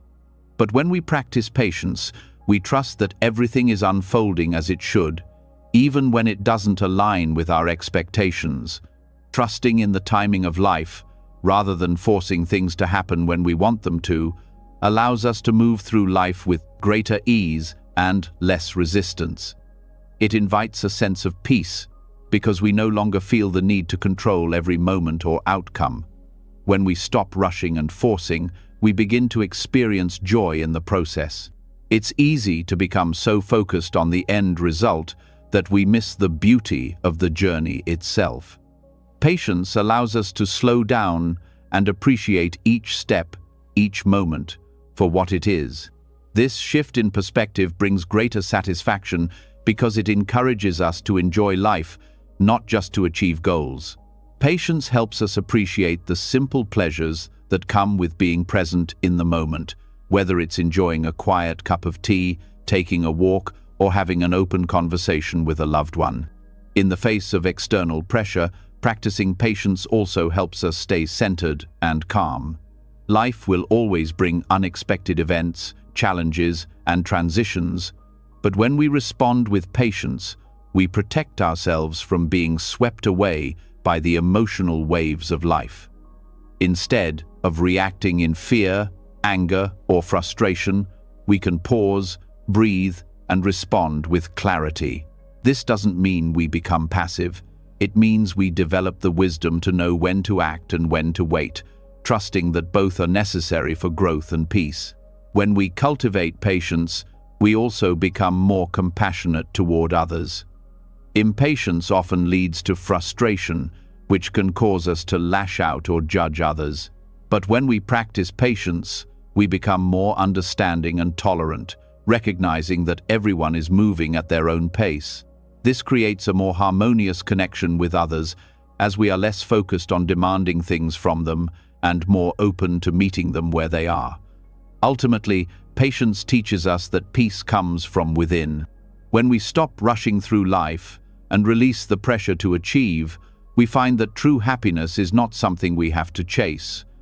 It's a state of being, a natural outcome of accepting life as it is.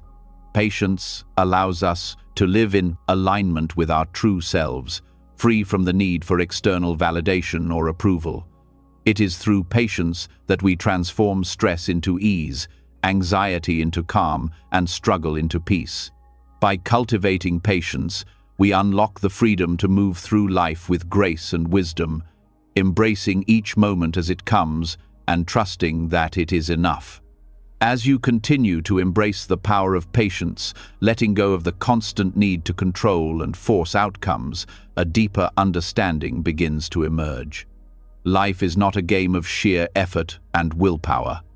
Instead, it is a delicate balance of intention, action, and letting go.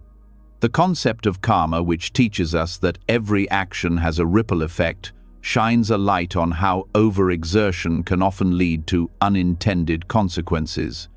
In Buddhism, karma is not just about actions, but also about intentions. Effort, when aligned with peaceful intentions, flows naturally toward positive results, but excessive effort or forceful actions often create unnecessary friction, causing outcomes that do not align with our true desires. The idea that too much effort can be counterproductive may seem surprising. After all, we are often told that the key to success is hard work. Yet, Buddhism reveals a deeper truth. Karma teaches us that when our actions are motivated by attachment, fear, or impatience, the energy behind our actions creates karmic ripples that can result in frustration, burnout, and outcomes that feel disconnected from what we truly want. In other words, the more we force or push for something, the more we risk creating karmic consequences that are not aligned with our inner desires or the greater flow of life. When you act from a place of peaceful intention rather than force, the energy you put into the world is different.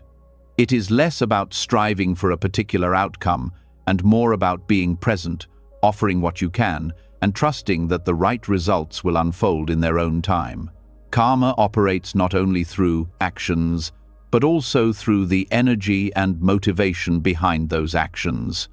When our intentions are pure, not driven by the ego or the need for external validation, the results are more likely to be harmonious and aligned with our true path.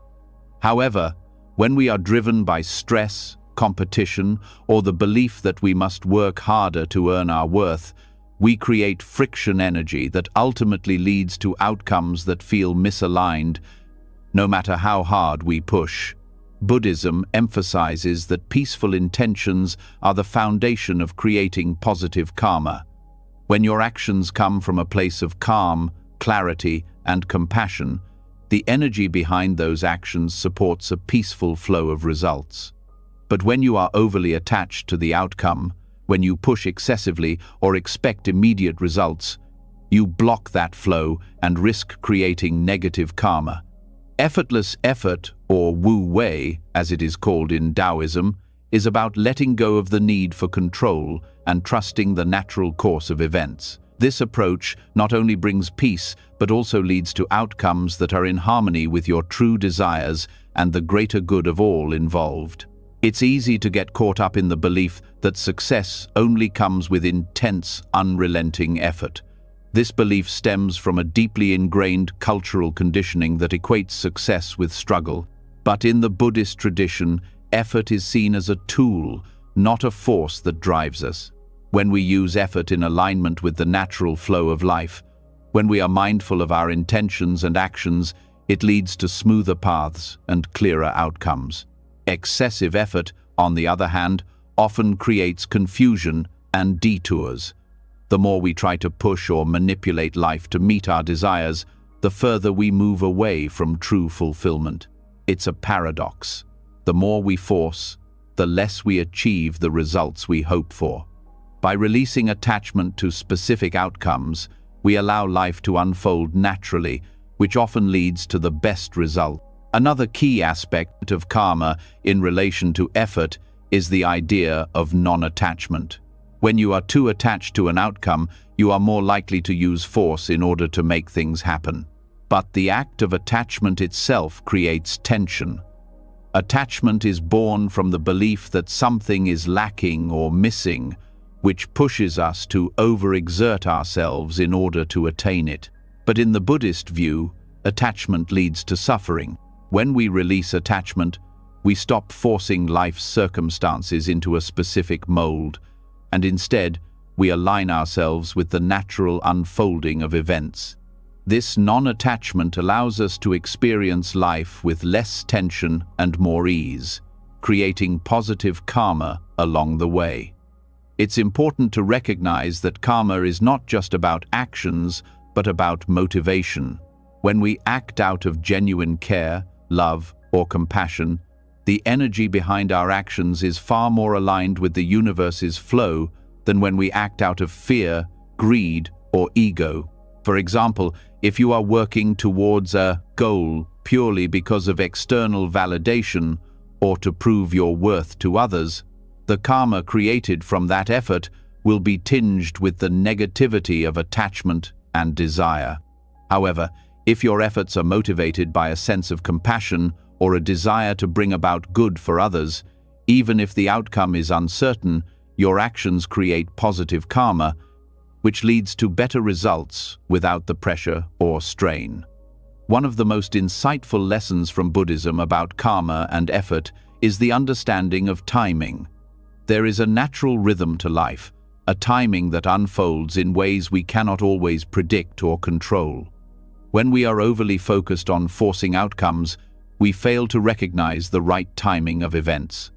Patience, coupled with peaceful intention, allows us to align with the natural rhythms of life. When we trust the process and stop pushing against the natural flow, we start to recognize the right moments for action and the right moments for stillness. This awareness of timing helps us avoid overexertion and unnecessary struggle. Buddhism also teaches that mindfulness is key to understanding the relationship between effort and karma. By practicing mindfulness, we become more aware of the motivation behind our actions. Are we acting because we feel the need to prove ourselves? Are we pushing harder than necessary out of fear or competition? Or are we acting from a place of clarity, patience, and genuine desire to contribute positively? Through mindfulness, we become more conscious of the energy we are putting into the world, and we begin to see how our intentions shape our experiences. When we act with mindfulness, we not only reduce stress and overexertion, but also create positive karma that flows toward natural and beneficial outcomes. Peaceful intentions are also deeply connected to the concept of surrender. Surrender doesn't mean inaction or resignation. It means letting go of the need to control the outcome and trusting that things will unfold as they are meant to. The more we cling to a specific outcome, the more we push against the current of life. But when we surrender to the process, we trust that our efforts, however small or large, will have their place in the grand scheme of things. This surrender is an act of faith, faith in life, faith in our actions, and faith that the universe will guide us toward the best possible outcomes without the need for force. This connection between karma and effort also helps us understand how overexertion can lead to unwanted outcomes. The idea that more effort equals better results is rooted in the belief that we can control everything. But this belief is a trap. The harder we try to push against life, the more resistance we create, and the more we block the natural flow of success. By overexerting ourselves, we may actually prevent the results we are seeking, as the energy we put out is met with resistance rather than alignment. In contrast, when we act with peaceful intention, we trust that our actions will bear fruit at the right time and in the right way, without the need for excessive force. Ultimately, the relationship between karma and effort reveals a deeper understanding of how to live in harmony with life. The key is to release the attachment to results and stop forcing outcomes. Effort is not about working harder or longer.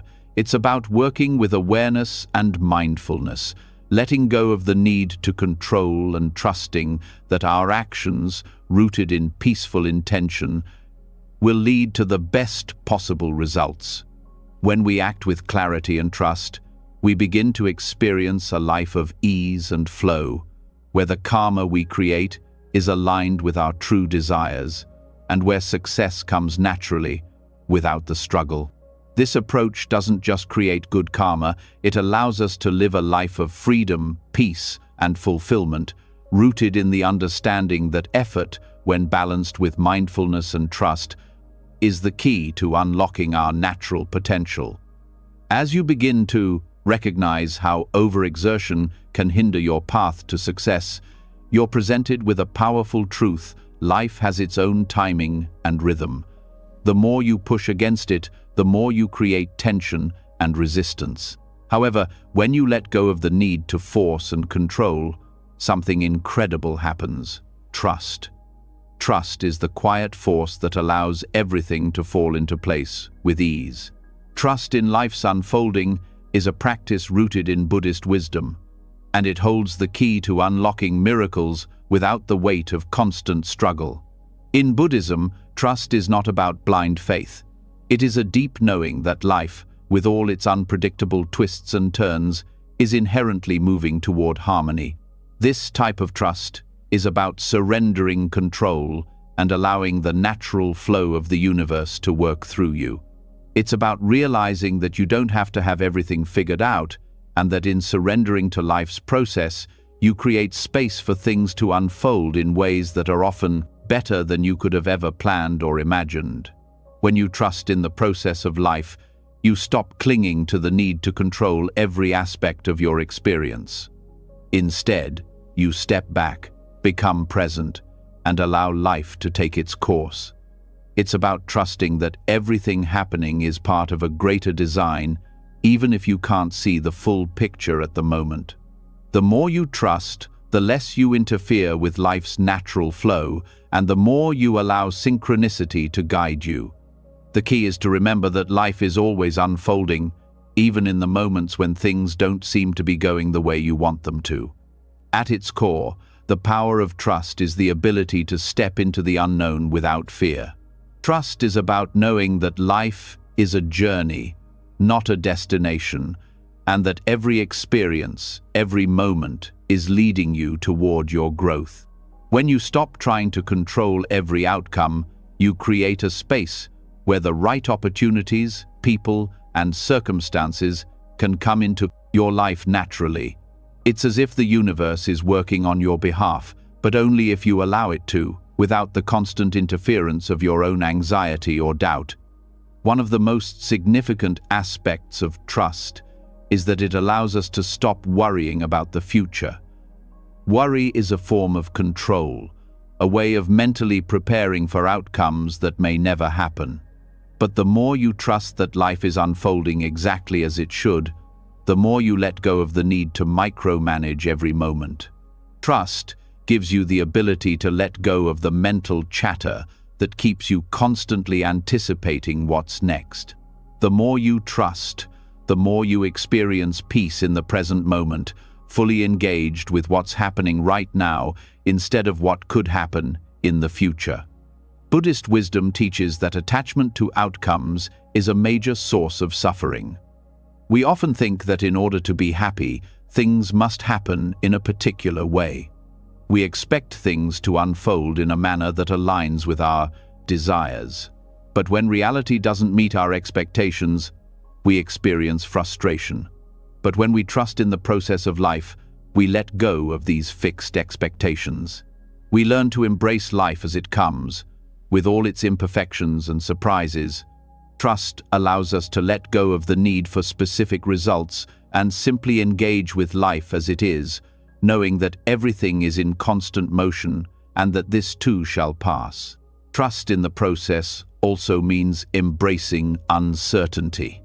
Uncertainty is uncomfortable for most people, but the more you trust life, the less you feel the need to control every outcome. You stop holding on to the idea that you need to know exactly how things will turn out.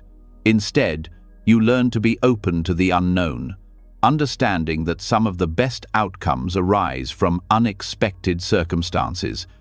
The more you allow yourself to be comfortable with uncertainty, the more you experience life's flow in its truest sense. You are no longer caught in the grip of needing to have a plan for every moment. Instead, you trust that you will be guided, step by step, without needing to know the full path in advance. The act of trusting life's process also ties directly into patience. Patience isn't about waiting passively for things to happen. It's about engaging with life without the need to rush or force. When you trust in the timing of life, you develop patience not just with external circumstances, but with yourself. You stop rushing through life trying to achieve more, faster, and better. Instead, you allow each moment to unfold as it should, knowing that everything has its own pace. Trust and patience go hand in hand, because trusting the process allows you to be patient with the way things unfold, even when it takes longer than you expected. Trust also cultivates resilience. Life inevitably brings challenges, obstacles, and discomfort.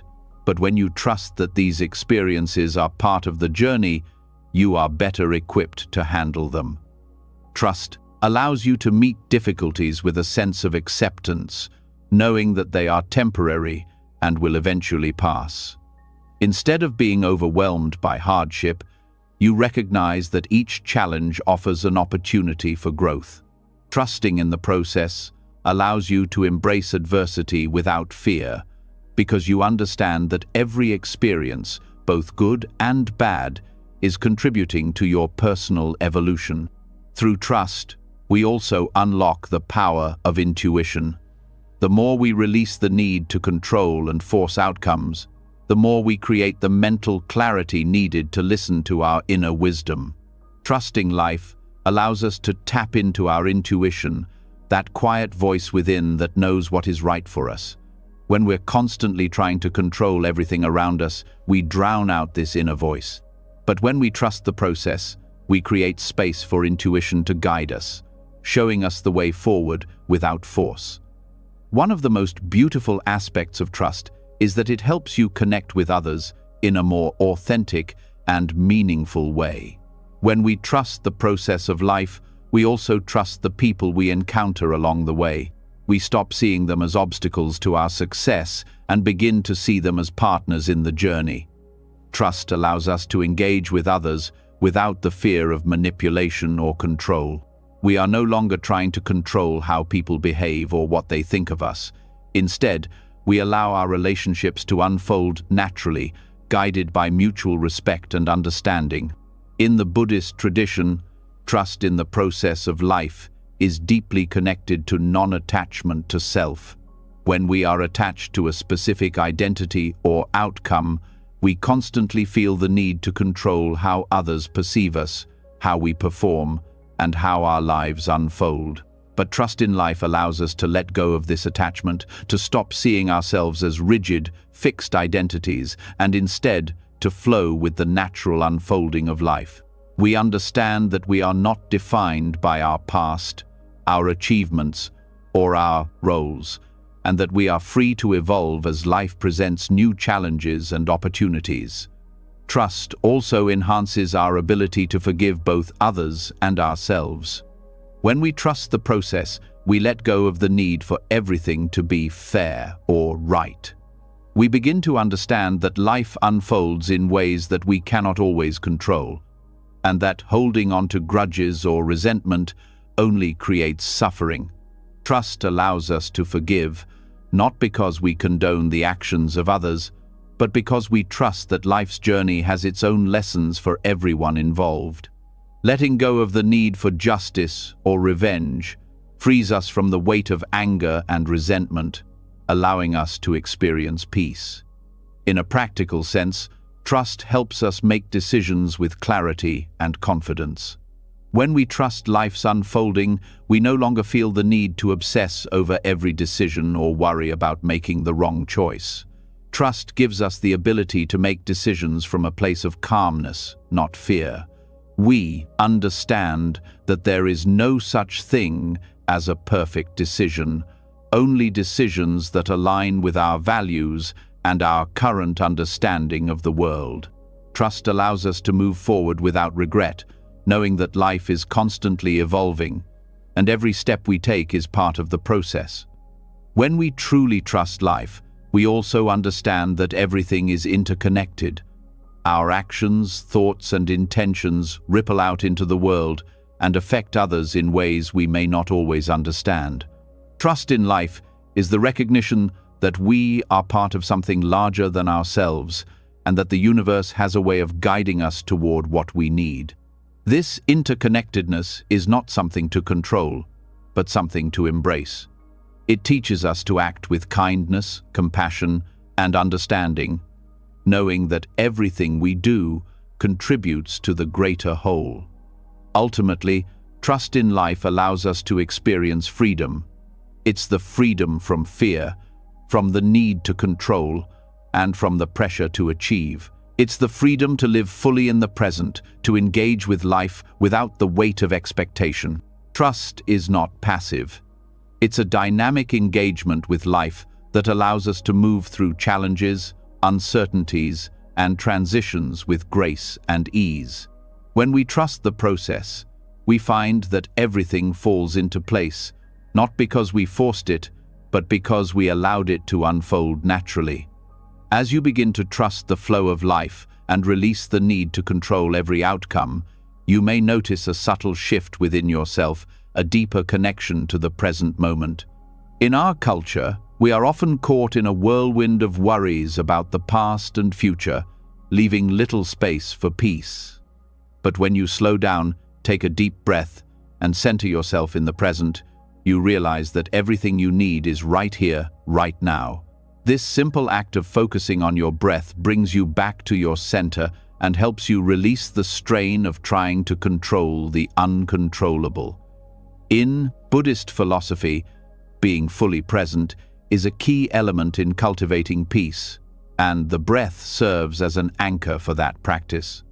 When you focus on your breath, You bring your mind's attention away from distractions and back to the only moment that truly exists, the present. This practice of deep breathing and mindfulness helps us to step out of the constant noise of our thoughts and reconnect with the body, the senses, and the flow of life as it is unfolding in real time. The breath is a tool that is always available to us, yet we often overlook its power. The simple act of breathing deeply can immediately shift your mental state, reducing stress, calming anxiety, and alleviating tension. It doesn't require any special skill or equipment, just the ability to focus on something as natural and essential as your own breath. As you inhale and exhale, you reconnect with the rhythm of life itself. And in doing so, you release the need to control. You let go of the mental chatter that tells you to hurry, to worry, and to force. The more you breathe consciously, the more you create space for peace to settle into your being. The practice of mindfulness is intertwined with the breath. In Buddhism, mindfulness is the art of being fully present in each moment, without judgment or distraction. This is especially important in a world that is constantly pulling our attention in 1,000 directions.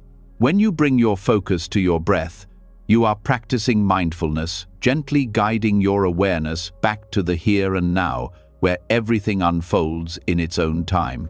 By focusing on the breath, you step out of the past or future and into the only time that is real. In doing so, you naturally relieve strain and stress. The breath is not just a physical act, it also has a profound impact on our nervous system and emotional state. When we are stressed or anxious, our breathing becomes shallow, which creates a cycle of tension in both the body and mind. By consciously deepening your breath, you break that cycle. As you inhale deeply and exhale slowly, your nervous system shifts from a state of fight or flight to a state of rest and relaxation. This simple shift in the way you breathe can instantly reduce stress, lower your heart rate, and bring clarity to your mind. Breathing deeply is also a reminder that you are alive, here, and present in this moment. Every breath is an affirmation of life. When we become aware of our breath, we are reminded that we don't need to do anything to earn our existence. We don't need to struggle or force. Simply being present is enough. This realization is liberating. It allows us to let go of the constant striving for something more and to appreciate the inherent peace that exists in just being. Through the breath, we reconnect with the simplicity of life. And in that simplicity, we find freedom from the pressure to control. The breath also has the ability to bring us into a state of balance. When we are caught in our thoughts, especially during times of stress, we tend to lose touch with the present moment. Our bodies and minds become disconnected, and we start to feel overwhelmed. But by focusing on the breath, we restore balance between mind and body. The rhythmic rise and fall of each breath is a natural process that helps center us, bringing clarity and calmness. The more we practice this, the more we become aware of how closely our thoughts and emotions are tied to our physical state. By cultivating awareness of our breath, we strengthen our ability to respond to life with calmness and perspective, rather than reacting out of anxiety or tension. The act of mindful breathing encourages acceptance of the present moment as it is. Often, the strain in our lives comes from resisting what is happening right now, wishing things were different, or worrying about what may come next. The breath invites us to pause and accept the flow of life, just as it is. Each breath reminds us that life moves in cycles, and just as we inhale and exhale, so too do the events of our lives ebb and flow. When we let go of resistance and accept the present moment, we allow life to unfold without the need for force or struggle. This acceptance fosters peace and reduces the emotional strain of trying to make things fit into a specific narrative. One of the most powerful aspects of focusing on the breath is its ability to bring us into a state of non-reactivity. When we are caught up in our thoughts, It's easy to become reactive, quick to judge, blame, or criticize. But by focusing on the breath, we can pause before reacting. We create a space between stimulus and response, allowing us to respond with greater awareness rather than with impulse. This practice of non-reactivity is crucial in breaking the cycle of habitual, automatic responses that often lead to stress or conflict. By returning to the breath, we can choose how we engage with the world, rather than reacting from a place of unconscious habit. Breathing mindfully also helps us to become aware of the temporary nature of everything. Just as each breath is a fleeting moment, so too are our thoughts, emotions, and circumstances. When we are caught in moments of difficulty or discomfort, it can feel as though those moments will last forever. But by focusing on the breath, we remember that nothing is permanent. Every inhalation and exhalation reminds us that all experiences, whether joyful or painful, are transient. This understanding helps us to navigate life's challenges with greater ease, knowing that they will pass, just as our breath flows in and out. Mindful breathing also has a grounding effect. It helps us stay anchored in the present, even when external circumstances or internal turmoil threaten to pull us in many directions. The breath is always with us. It's a constant, unchanging presence that connects us to the here and now. Whenever we feel overwhelmed, disconnected, or lost, we can always return to our breath as an anchor. This grounding quality of the breath helps us stay centered, calm, and balanced in the face of uncertainty or stress. As you deepen your awareness of the breath, you also begin to cultivate patience with yourself and others. In today's world, we are often taught to be impatient, always looking for quicker solutions, faster results, and immediate gratification. But the practice of mindful breathing teaches us to slow down and appreciate the process of life. It reminds us that things take time to unfold, and that we don't need to rush to the finish line. When we practice patience through the breath, we begin to extend that same patience to the world around us. We stop demanding instant results from others, and instead, we allow them the space to unfold naturally, just as we allow our own breath to come and go without force.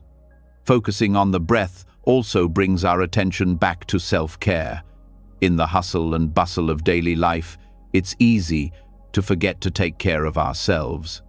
But the breath serves as a reminder to pause and check in with our bodies. Are we holding tension in our shoulders? Are we breathing shallowly because of stress? By taking a moment to focus on our breath, we reconnect with our bodies and become more aware of where we are holding stress or discomfort. This awareness enables us to release tension and find relief, allowing us to care for ourselves physically, emotionally, and mentally. As you continue to practice deep breathing and mindfulness, you'll notice that the mental clutter that often fills your mind starts to clear. The constant noise of thoughts, worries, and distractions gradually fades as your focus shifts to the present moment. In this space of mental clarity, you are able to see things more clearly, make decisions with more wisdom, and engage with life in a more meaningful way. The breath is a tool that helps you not only release stress but also gain insight and perspective. Finally, by making breath awareness a regular practice, you begin to develop a deeper connection to yourself and the world around you. You start to realize that the breath is not just a biological function, but a spiritual one that connects you to the rhythm of life. Every inhale is a reminder of the life force that flows through you, and every exhale is a release of what no longer serves you. This dance between inhale and exhale mirrors the dance of life itself, where we come into being and gradually let go of what we no longer need.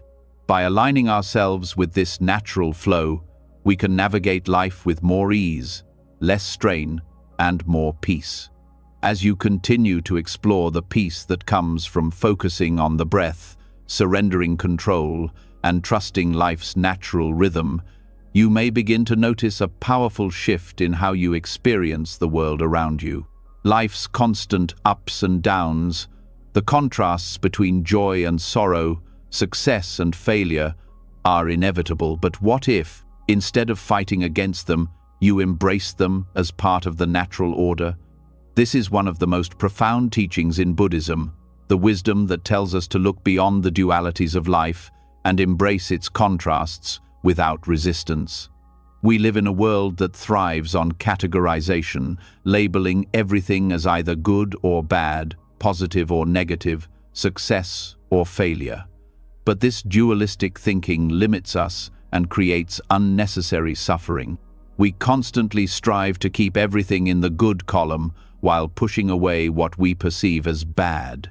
In doing so, we find ourselves constantly in a battle against our circumstances, our emotions, and the ever-changing flow of life.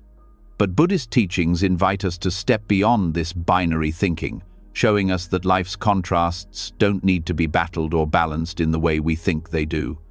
Instead, they can be embraced as natural expressions of life's flow. Buddhism encourages us to observe the impermanent nature of all things. Everything, whether it's our emotions, our successes, or our hardships, is in constant flux. We experience joy, but it will eventually fade into sadness or challenge. We achieve a goal, only to encounter a new one that requires effort. This constant shift is the nature of life, and when we stop resisting it, we begin to experience a profound freedom. Duality, the notion that there are opposites, is part of the human condition, but it doesn't define us. In embracing these opposites, without attaching labels of good or bad, we step into a deeper understanding of ourselves and the world. The notion of balance often seems like an ideal we should be striving for. We seek to manage the tension between happiness and sadness, success and failure, comfort and discomfort. However, when we focus too much on achieving a perfect equilibrium, we can end up forcing an unnatural stability onto life. Trying to force balance creates a subtle form of resistance. Instead of trying to impose balance, Buddhist teachings encourage us to embrace life's fluctuations naturally. Life will always move between highs and lows, and the more we accept this flow, the less strain we feel. When we resist the contrasts in life, we are often reacting from a place of fear or attachment. We fear the pain that comes with loss or failure, and we become attached to the moments of joy and success, hoping they will never end. However, this attachment creates suffering because we are constantly expecting life to stay in one state. The reality is that nothing stays the same. The more we resist this natural change, the more we struggle. But when we embrace life's inevitable contrasts, we stop fighting against what is. We begin to see that both joy and sorrow, pleasure and pain, are part of the same continuum, and we can experience peace in the midst of both. This is the true meaning of acceptance in Buddhist philosophy. Acceptance doesn't mean passively letting things happen to us, but rather acknowledging the reality of the moment without resistance. When we accept that life is full of both high and low points, we free ourselves from the desire to control or avoid certain experiences. Instead of pushing away discomfort or clinging to happiness, we allow them to coexist. Both are fleeting, and both are necessary for our growth. Embracing this truth allows us to move through life with more ease, because we are no longer in a constant struggle to keep things in one state. The practice of mindfulness supports this acceptance. Mindfulness invites us to experience each moment fully, without judgment. We observe life as it is, rather than trying to categorize it into good or bad. This practice helps us detach from our habitual reactions, like the tendency to avoid discomfort or chase after pleasure. Instead, mindfulness teaches us to be present with what is happening right now, accepting both the pleasant and the unpleasant aspects of our experience. When we do this, we see that both sides of the coin are just that, two sides of the same experience. Neither is more real or important than the other. They simply arise and pass away, and by observing them with mindfulness, we free ourselves from the weight of judgment and resistance. One of the key concepts in Buddhist thought is emptiness, which teaches us that nothing is inherently one way or another. Everything is in a constant state of change and is interdependent with other things. In this way, life's contrasts such as good and bad, joy and pain are not opposites at all, but simply different expressions of the same process. Emptiness teaches us that all things arise, exist for a time, and eventually fade away. This insight allows us to let go of the need to label life's experiences, realizing that they are all part of the same fluid process. Instead of trying to separate our experiences into neat categories, we allow them to simply be. This also ties into the Buddhist practice of non-attachment. When we are attached to the idea that certain experiences are good and others are bad, we create unnecessary tension. We struggle against what we don't want while desperately clinging to what we do. But when we let go of our attachments to outcomes, we stop resisting life's natural ebb and flow. We stop forcing balance between opposing forces and instead allow them to exist together. The more we practice non-attachment, the more we can experience life's contrasts without judgment or resistance. Compassion is another essential part of embracing duality. When we encounter others' pain or suffering, it's easy to feel the need to fix or change it because we don't want them to experience discomfort. But Buddhism teaches us that we cannot protect ourselves or others from life's contrasts. Everyone, including ourselves, must experience the full range of emotions and experiences. What we can offer is our presence and compassion, acknowledging the ups and downs of life without trying to interfere or make them go away. Compassion means sitting with others in their pain and joy, knowing that both are necessary for their journey. By embracing both aspects of life, we learn to live with greater acceptance and understanding, without the need to manipulate or control what is happening. As you continue to explore the nature of duality, you begin to notice that freedom comes not from achieving a perfect balance between opposites, but from understanding that both extremes are part of the same experience. The more you accept life's natural rhythm, the less you feel the need to push against its fluctuations. Instead of seeking to avoid discomfort or cling to comfort, you move through life with an openness to all experiences, knowing that each one has something valuable to teach. This is true freedom, the freedom to experience life fully without the need to force balance or control outcomes. One of the most profound teachings in Buddhism is the idea that everything is interconnected. Life's contrasts, while they may appear to be opposites, are interdependent. Without darkness, there can be no light. Without pain, there can be no joy. This interconnection is what allows us to embrace life's contrasts without struggling.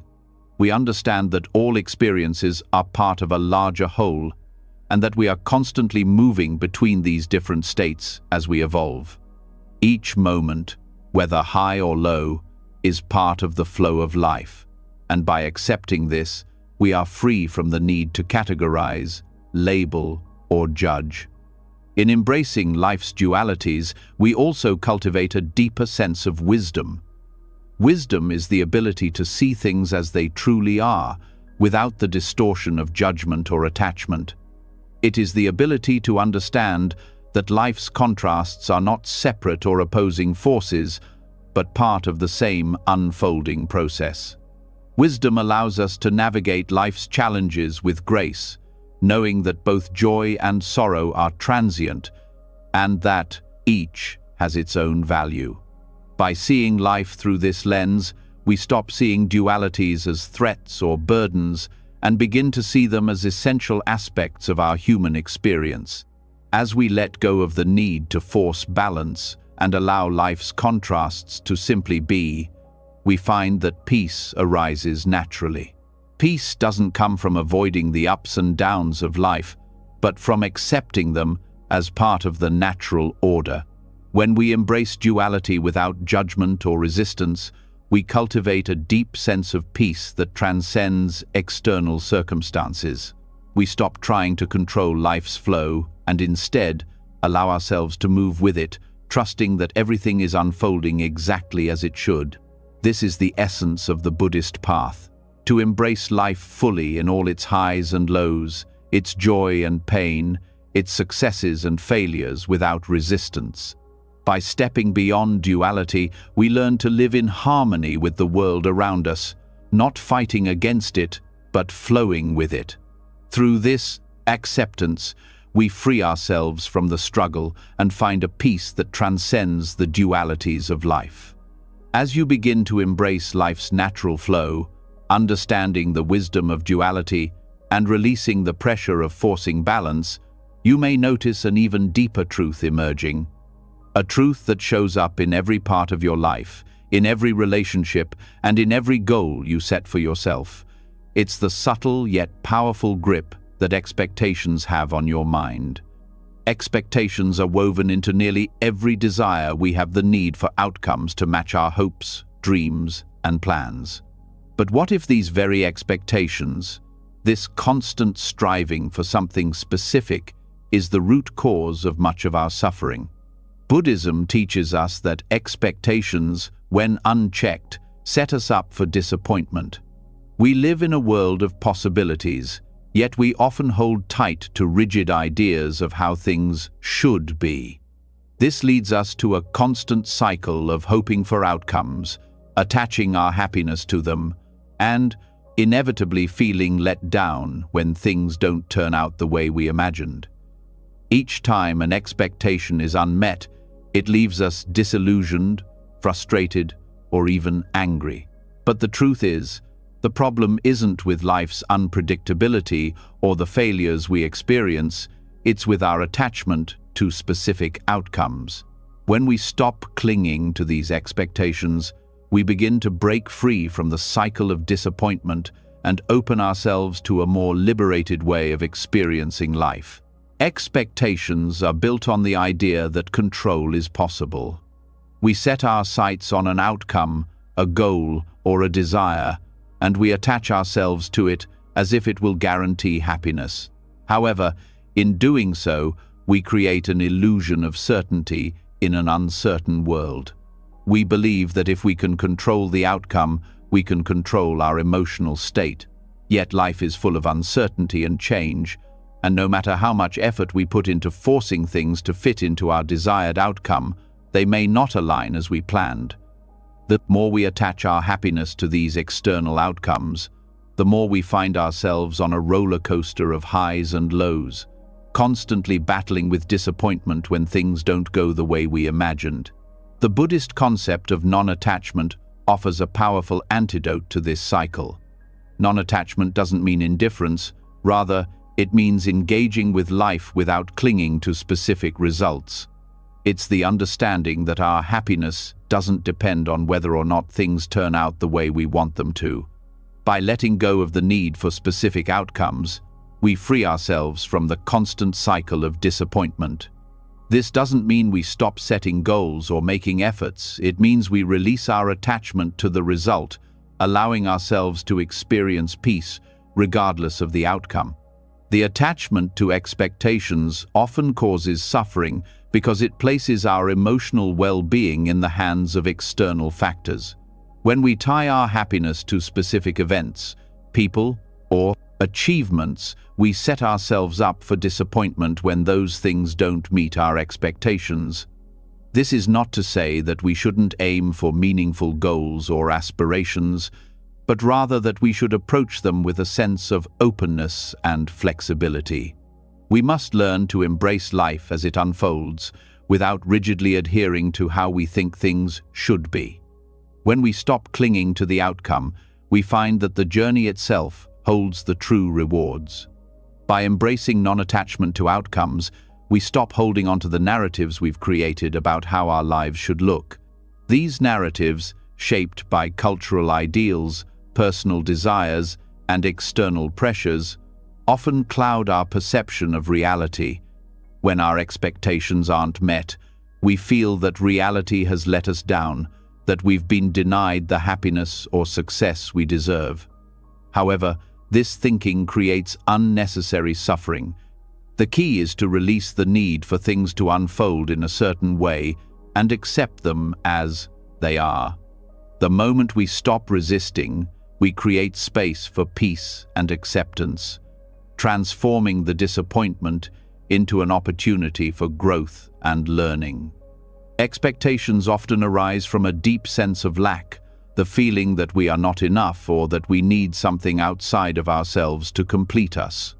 This constant striving for fulfillment through external circumstances leads to disappointment because nothing external can provide lasting satisfaction. Buddhism teaches us that true happiness comes from within, and by letting go of the attachment to external outcomes, we reconnect with our inner peace. We stop looking for validation from the world around us and begin to find it in our own being. When we release our need for outcomes, we open ourselves to the present moment where true contentment lies. One of the most freeing aspects of releasing expectations is the ability to be present in the moment. When we let go of the need for things to turn out a specific way, we can engage with life as it is, without the constant mental chatter of wishing things were different. This presence brings clarity, peace, and an appreciation for what is happening right now, not for what we hope will happen. We begin to experience life more fully, appreciating the nuances of each moment without being weighed down by the pressure of future expectations. When we are constantly attached to expectations, we also limit ourselves by narrowing our vision of what is possible. We may become fixated on a specific goal or outcome, believing that it is the only path to happiness or success. This narrow focus prevents us from seeing the full range of possibilities that life has to offer. By letting go of rigid expectations, we open ourselves to new opportunities that we may not have considered, allowing life to surprise us in ways we could never have planned. In Buddhism, there is a strong emphasis on letting go of the need for control, not just over outcomes, but over other people and situations as well. When we expect others to behave in a certain way, or when we try to control their actions or decisions, we create tension and frustration. The more we try to control, the more resistance we build, and the more disappointed we become when things don't align with our expectations. Letting go of the need to control others is a powerful practice of non-attachment. It frees us from the burden of trying to shape the world around us and allows us to accept people as they are, without imposing our expectations upon them. Acceptance is the counterpart to non-attachment. Acceptance does not mean resignation. It means acknowledging reality as it is, without trying to change or manipulate it. When we accept that life is unpredictable and that things don't always go according to plan, we stop fighting against what is. This acceptance reduces stress and disappointment because we no longer measure our happiness by external circumstances. Instead, we allow ourselves to flow with life, trusting that each moment is an opportunity for growth, even if it doesn't match our expectations. The key to breaking free from the cycle of disappointment is awareness. The awareness that our attachment to expectations is what causes our suffering.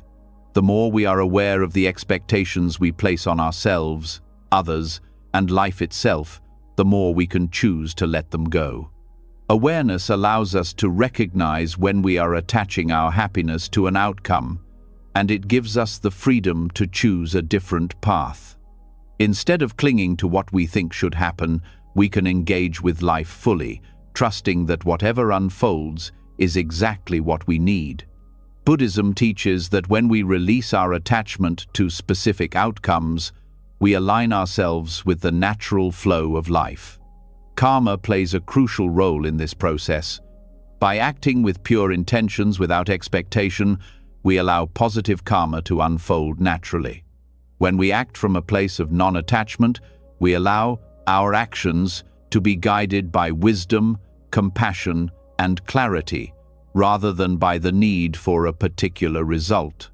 This creates a space for life to respond with grace, offering us the best possible outcomes without the strain of effort and control.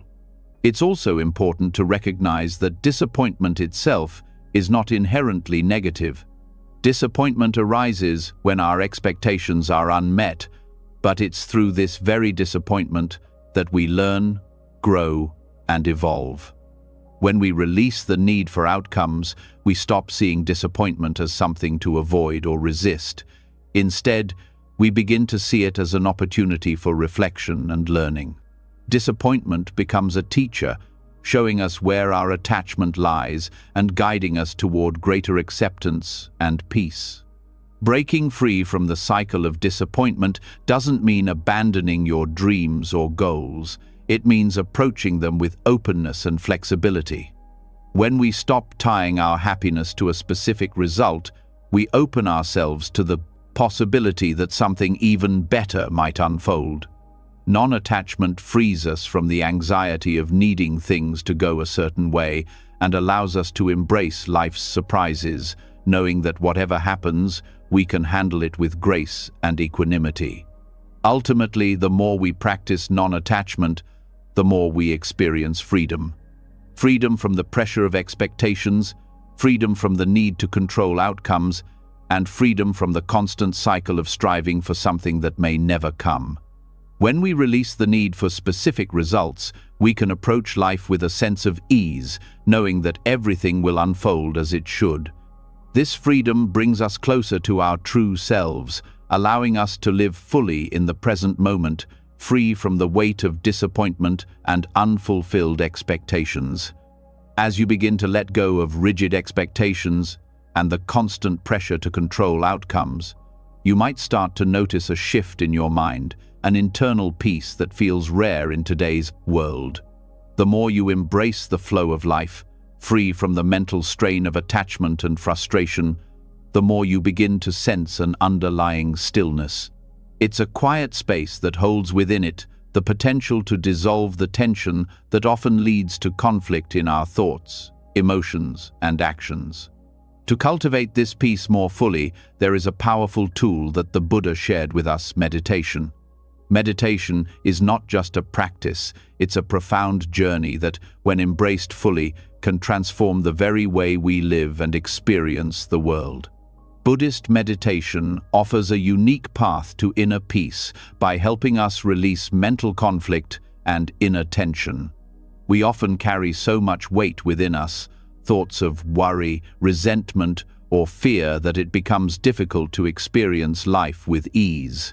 Our minds race, our emotions fluctuate, and we become consumed by the noise of it all. In these moments, we struggle to find clarity or a sense of direction.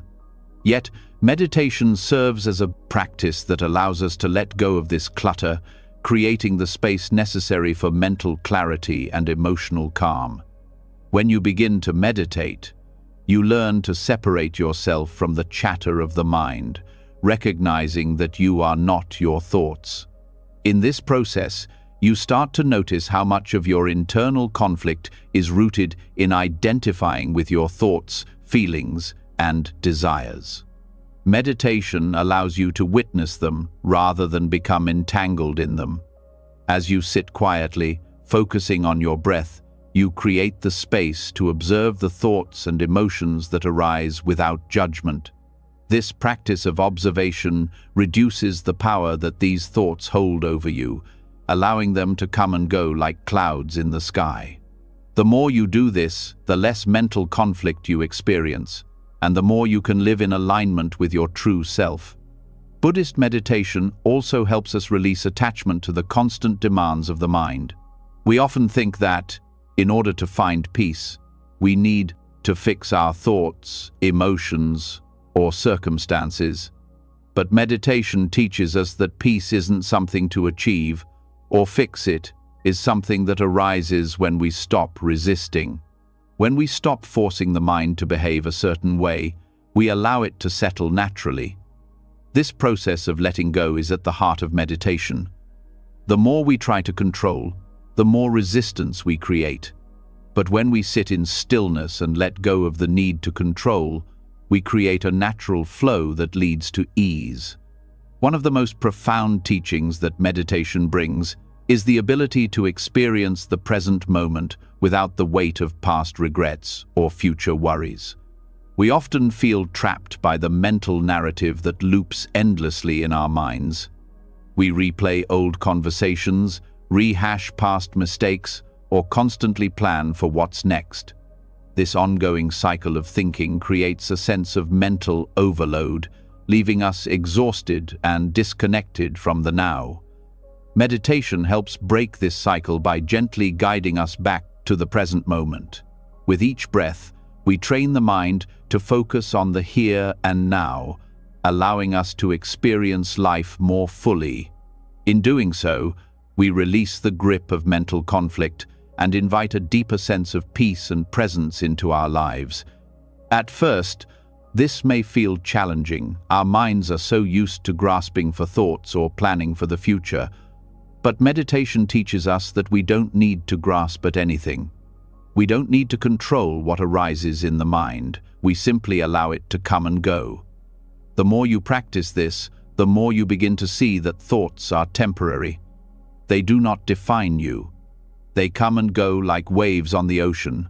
The more you let them flow without attaching meaning or judgment to them, the more you find your mind naturally settling into a state of ease. This practice is not just about reducing mental conflict, it's about transforming your relationship with your thoughts. Instead of seeing them as obstacles to peace, you begin to see them as opportunities for growth. In Buddhism, there is a concept called mindful awareness. This is the practice of being fully aware of the present moment without judgment, without expectation. It's not about getting rid of thoughts, but about accepting them as they are. This awareness transforms your relationship with your mind, allowing you to experience your thoughts as they are impermanent and transient. The more you practice, the less weight they carry, and the more easily you can move through life without becoming overwhelmed by them. As you meditate, you also begin to notice how internal tension manifests in your body. When we experience stress, anger, or fear, we often hold these emotions in the body, creating physical tension. Over time, this tension builds up, leading to discomfort, pain, or even illness. Through mindfulness and meditation, we learn to recognize how these emotions show up physically and how to release them. By focusing on the breath and bringing awareness to the body, we can soften the physical tension, releasing it with each exhale. This process of letting go of tension helps us feel lighter, more at ease, and more in tune with our bodies. Meditation, in this sense, is not just about quieting the mind, but about holistically relieving the tension in both mind and body. The more you practice meditation, the more you realize that mental conflict and stress arise from attachment to the way things should be, to desires, expectations, and the need to control. Meditation teaches us to release this attachment. Instead of forcing our thoughts or emotions to align with our ideal version of reality, we learn to be present with whatever arises. This process of non-attachment is incredibly liberating.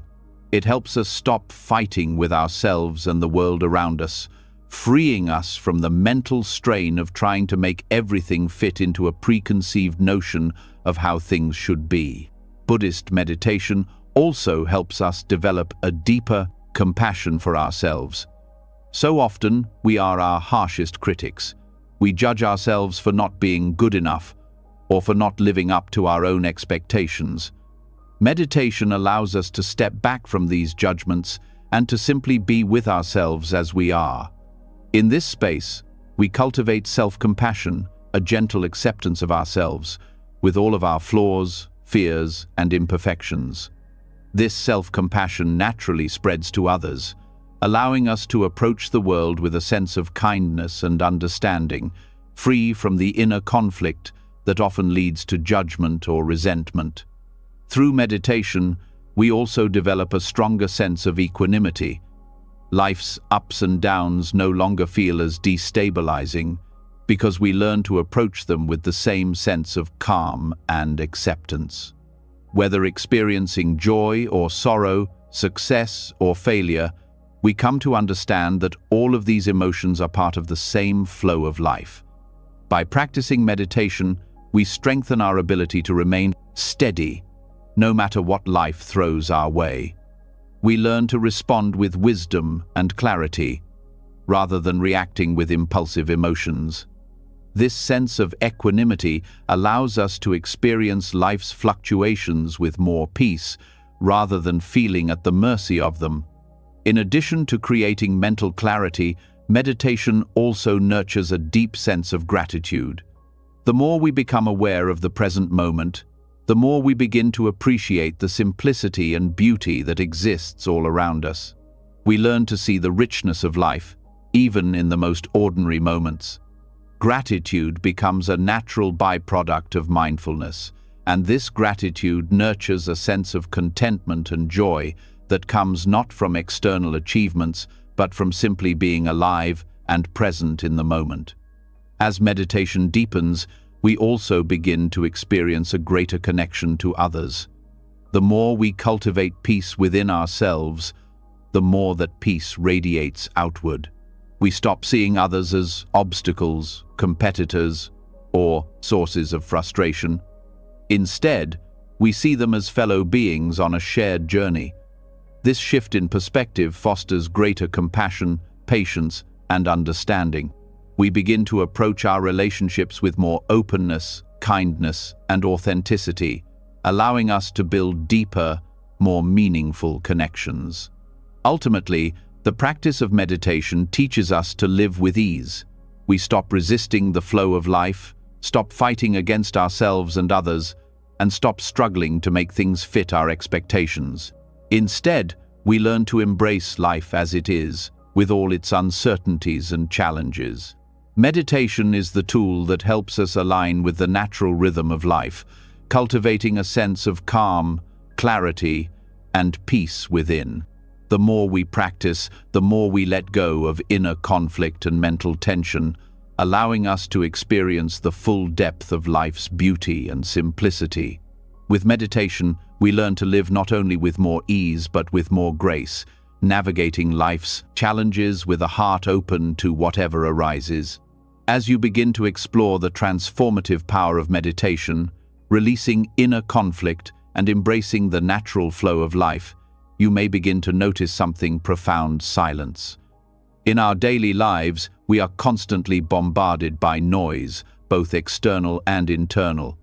We live in a world that values constant action, constant communication, and constant doing.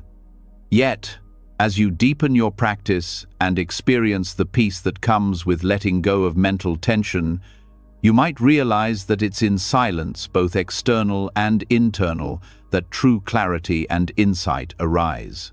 Silence has a hidden power, one that can transform the way we live, think, and engage with the world around us. The world outside is noisy, people are talking, devices are buzzing, and distractions are everywhere. But the noise inside us is often louder. Our minds race with thoughts, worries, desires, and judgments, constantly pulling us away from the present moment. In the midst of all this chaos, it's easy to lose touch with the clarity and wisdom that reside within us. But silence, when cultivated both in our surroundings and in our minds, creates the space needed for those deeper truths to emerge. Buddhism teaches us that silence isn't simply the absence of sound. It's the presence of something far more powerful: stillness. Stillness is not passive. It is an active engagement with the present moment, a space where we can listen deeply to ourselves, to others, and to the world around us.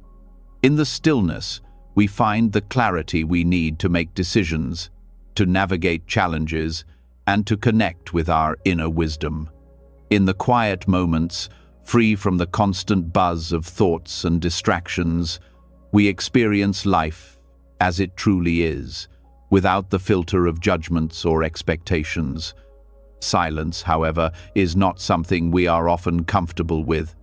We live in a society that constantly pushes us to be busy, to do more, to speak louder, and to fill every gap with activity. Silence feels uncomfortable, almost unnatural, because we have been conditioned to believe that doing is the path to success, to meaning, and to fulfillment. But in the practice of silence, we begin to see that the opposite is true. It is in the absence of noise that we find the room to hear the wisdom of our own hearts and minds. Silence creates space for us to stop doing and simply be. In this being, we begin to connect more deeply with our inner selves, with others, and with the flow of life itself. The power of silence is deeply connected to the concept of non-attachment. Just as we let go of the need to control outcomes and release expectations, we also learn to release our attachment to the constant noise of the world. We stop clinging to the idea that we must always be doing something or talking about something in order to be valuable. Silence teaches us that we don't have to prove our worth through activity or words. Our value lies in simply being present with ourselves and the world, without the need for constant stimulation. In silence, we allow our natural flow of thoughts, emotions, and experiences to arise, without forcing them to conform to external expectations. It's through this practice of silence that we can start to experience the true power of mindfulness. Mindfulness is often practiced through quiet, focused attention on the breath, on the sensations in the body, on the thoughts that arise and pass. The more we engage in silence, the more we become attuned to the present moment. In that moment of awareness, we gain access to clarity that cannot be found when we are constantly distracted by noise or mental chatter. In silence, we allow ourselves to observe without judgment, to witness what is arising within and around us without getting caught up in it. This type of mindfulness brings about a deeper understanding of our true nature, free from the distortions of external noise or internal distractions. In addition to mental clarity, silence fosters inner peace. When we create space for silence in our lives, we begin to experience a sense of calm that is not dependent on external circumstances. The noise of the world, the demands of others, and the constant pull of our own thoughts begin to lose their power over us. As we cultivate silence, we begin to experience a sense of stillness that permeates our being.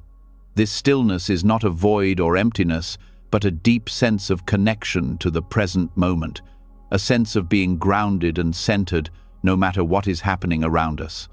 It is from this stillness that we can navigate life's challenges with grace, responding to them with wisdom and compassion, rather than reacting out of fear or stress. Silence also brings about a deep connection to the natural flow of life. We often become disconnected from life's natural rhythms because we are constantly caught in the noise of our own minds and the external world. But when we practice silence, we begin to attune ourselves to the ebb and flow of life as it naturally unfolds. This connection to the flow of life brings us greater acceptance of life's fluctuations, joy and sorrow, success and failure, pleasure and pain, understanding that all are temporary and part of the same cycle. In silence, we learn to flow with life's rhythms rather than forcing them to align with our desires or expectations. This acceptance of life as it is, without resistance, brings us greater peace and ease. Silence also provides the mental space needed for reflection. In the quiet moments, free from distractions, we can look inward and reflect on our thoughts, actions, and experiences. Reflection is a key aspect of Buddhist practice, as it allows us to gain insight into our own behavior and patterns. In silence, we can observe our thoughts without judgment, without trying to change them, but simply to understand them. Through this understanding, we gain insight into our true nature, our fears, our desires, and our habits. This insight allows us to make more conscious choices and break free from the mental patterns that limit us. Another powerful aspect of silence is its ability to foster compassion. When we are quiet and still, we become more present with others. We listen more deeply, not just to their words, but to the energy and emotions behind their words. In the stillness of silence, we can feel more attuned to the needs of others, offering empathy and understanding without the need to fill the space with our own thoughts or opinions. Silence allows us to be fully present, offering a kind of attention that is rare in a world where people are often preoccupied with their own thoughts. Through silence, we begin to connect with others in a more meaningful way, fostering deeper relationships built on mutual respect and understanding. Silence is also a gateway to inner transformation. When we stop filling our lives with noise and distraction, we begin to peel back the layers that obscure our true selves. In the stillness, we begin to confront the parts of ourselves that we have long ignored or suppressed. The mind can be filled with fears, regrets, and desires that prevent us from fully embracing who we are. But in silence, we are no longer able to distract ourselves from these inner struggles. Instead, we face them directly, with compassion and understanding. This confrontation with our inner world, though challenging, is a vital step toward healing and transformation. The more we sit with ourselves in silence, the more we uncover the wisdom, strength, and peace that resides within us. The power of silence also helps us to release emotional baggage. We often carry emotional wounds from the past, holding on to pain, resentment, or anger. These emotions create inner conflict, preventing us from experiencing peace. But when we sit in silence, we create space to process and release these emotions. Silence allows us to feel our emotions fully without being overwhelmed by them. Through mindfulness in silence, we can acknowledge these emotions without judgment, allowing them to arise and pass without clinging to them. This release of emotional tension allows us to move forward with a lighter heart, free from the weight of unresolved feelings. Lastly, the practice of silence nurtures our ability to embrace the unknown. The mind often seeks certainty, wanting to know exactly what will happen next, wanting to control life's unfolding. But in silence, we allow ourselves to sit with uncertainty. We let go of the need for constant answers, and instead, we embrace the mystery of life. This acceptance of the unknown frees us from anxiety and worry, allowing us to move forward with a sense of trust and openness. Silence teaches us that we don't need to know everything. We simply need to trust that life will reveal itself in due time, and we are fully capable of navigating whatever comes our way. In embracing silence, we open ourselves to greater wisdom, peace, and clarity. It is through the stillness that we can connect to our deepest truth, break free from the noise that holds us back, and experience life with more ease and understanding. By making space for silence in our lives, we cultivate a more mindful, compassionate, and centered way of being. In this silence, we find the key to living with true clarity and grace, free from the distractions that keep us from experiencing life fully. As you begin to embrace silence and the power of stillness, you may start to realize that true peace does not come from struggle or force. In our world, we are often taught that success and enlightenment require relentless effort, constant striving, constant doing, but Buddhism offers a radically different perspective. Peace is not achieved through struggle, but through acceptance and understanding. This approach reveals that the more we try to force our way to peace, the further we move from it. Instead, it is in letting go of the constant battle and surrendering to life as it is that we can truly find the path to enlightenment. Buddhism teaches that enlightenment is not a destination, but a state of being that arises naturally when we stop resisting life. It is not attained through forceful effort, but through the cultivation of mindfulness, compassion, and non-resistance. In a world that values achievement and effort above all else, it can be difficult to understand that true peace comes not from pushing forward, but from stepping back and allowing life to unfold as it is. By releasing the need to control, we create space for peace to enter our lives. The idea of a non-forceful path to enlightenment challenges much of what we have been conditioned to believe. We often think that in order to be successful, we must push ourselves beyond our limits, overcome obstacles through sheer willpower, and achieve constantly. But Buddhism reveals that true power lies not in control, but in the willingness to surrender to what is. Struggling against life's natural flow only creates more resistance and suffering. Instead, enlightenment is about accepting life's impermanence, embracing both joy and sorrow, success and failure as part of the same process. The more we resist, the more we struggle, and the more we distance ourselves from the peace that lies within. The Buddhist path encourages us to recognize that life is constantly changing and that we cannot force things to be a certain way. Acceptance of this truth is the key to releasing inner conflict and external struggle. When we resist the flow of life, we create tension both within ourselves and in our interactions with the world. But when we accept life as it is, without judgment or attachment, we begin to experience the deep peace that comes from understanding that all things are temporary and ever-changing. Rather than forcing outcomes, the Buddhist approach emphasizes the practice of mindful awareness. This is the art of being fully present with whatever arises, without judgment, without the need to change it. When we practice mindfulness, we stop struggling to control our thoughts, emotions, or external circumstances. Instead, we allow ourselves to observe life as it is, without resistance. This simple shift from force to acceptance helps us release the internal tension that often prevents us from seeing things clearly. By accepting whatever arises, we can respond with wisdom and compassion, rather than reacting out of fear, frustration, or attachment. Non-resistance is not about passivity, it is about active participation in life from a place of calm and clarity. It's about stepping into life without trying to force or control outcomes. Buddhism teaches that we are always in the midst of change, and that resisting change only leads to suffering.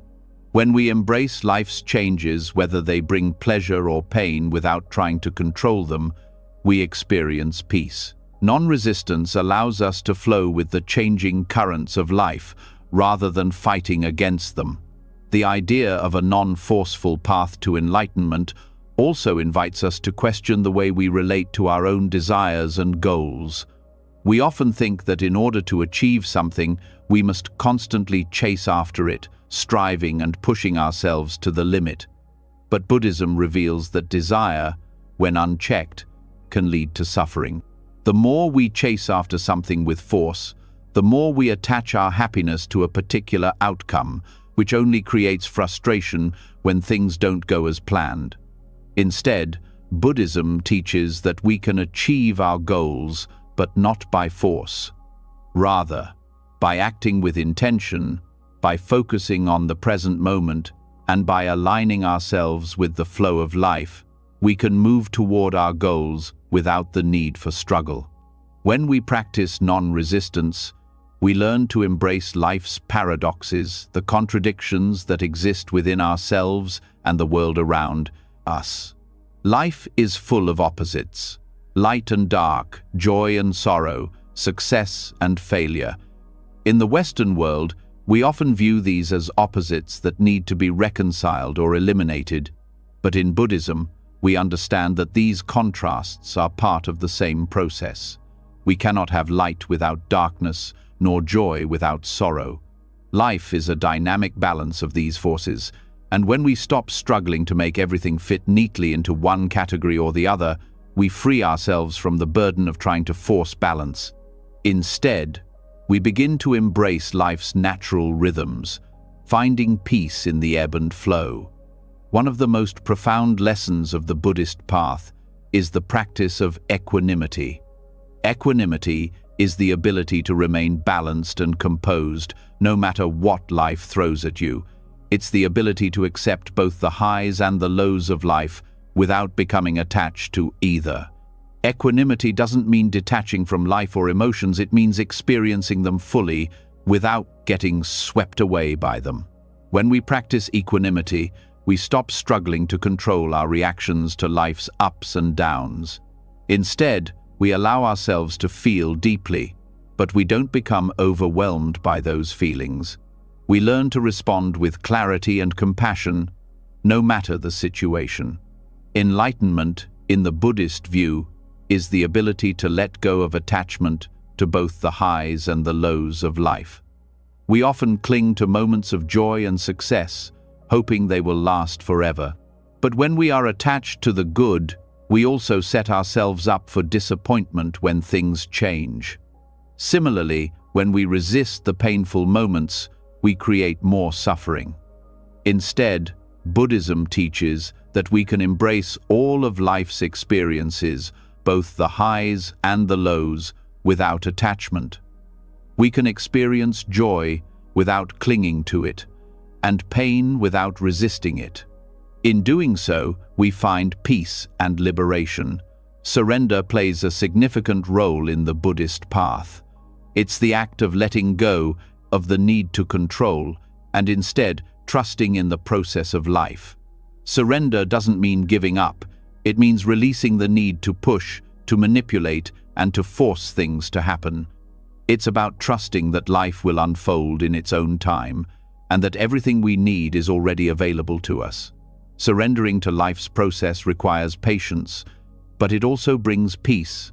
By surrendering to life, we are freed from the constant strain of trying to control the uncontrollable. Through this practice of non-resistance, we begin to experience a deep sense of trust in life itself. Trusting life doesn't mean we stop making efforts or setting goals. It means we stop expecting that things will unfold according to our specific desires. Instead, we trust that everything is unfolding exactly as it should.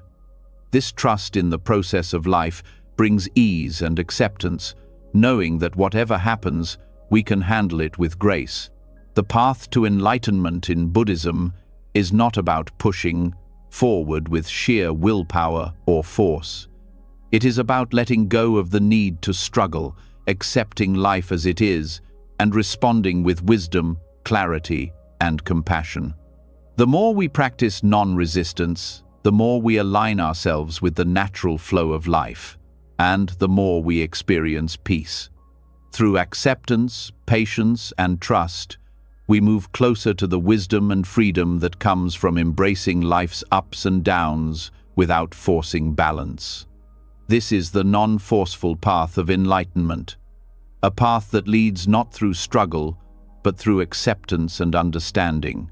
As we've explored throughout this journey, the key to living a life of peace, clarity, and true happiness lies not in force or constant struggle, but in surrendering to the natural flow of life.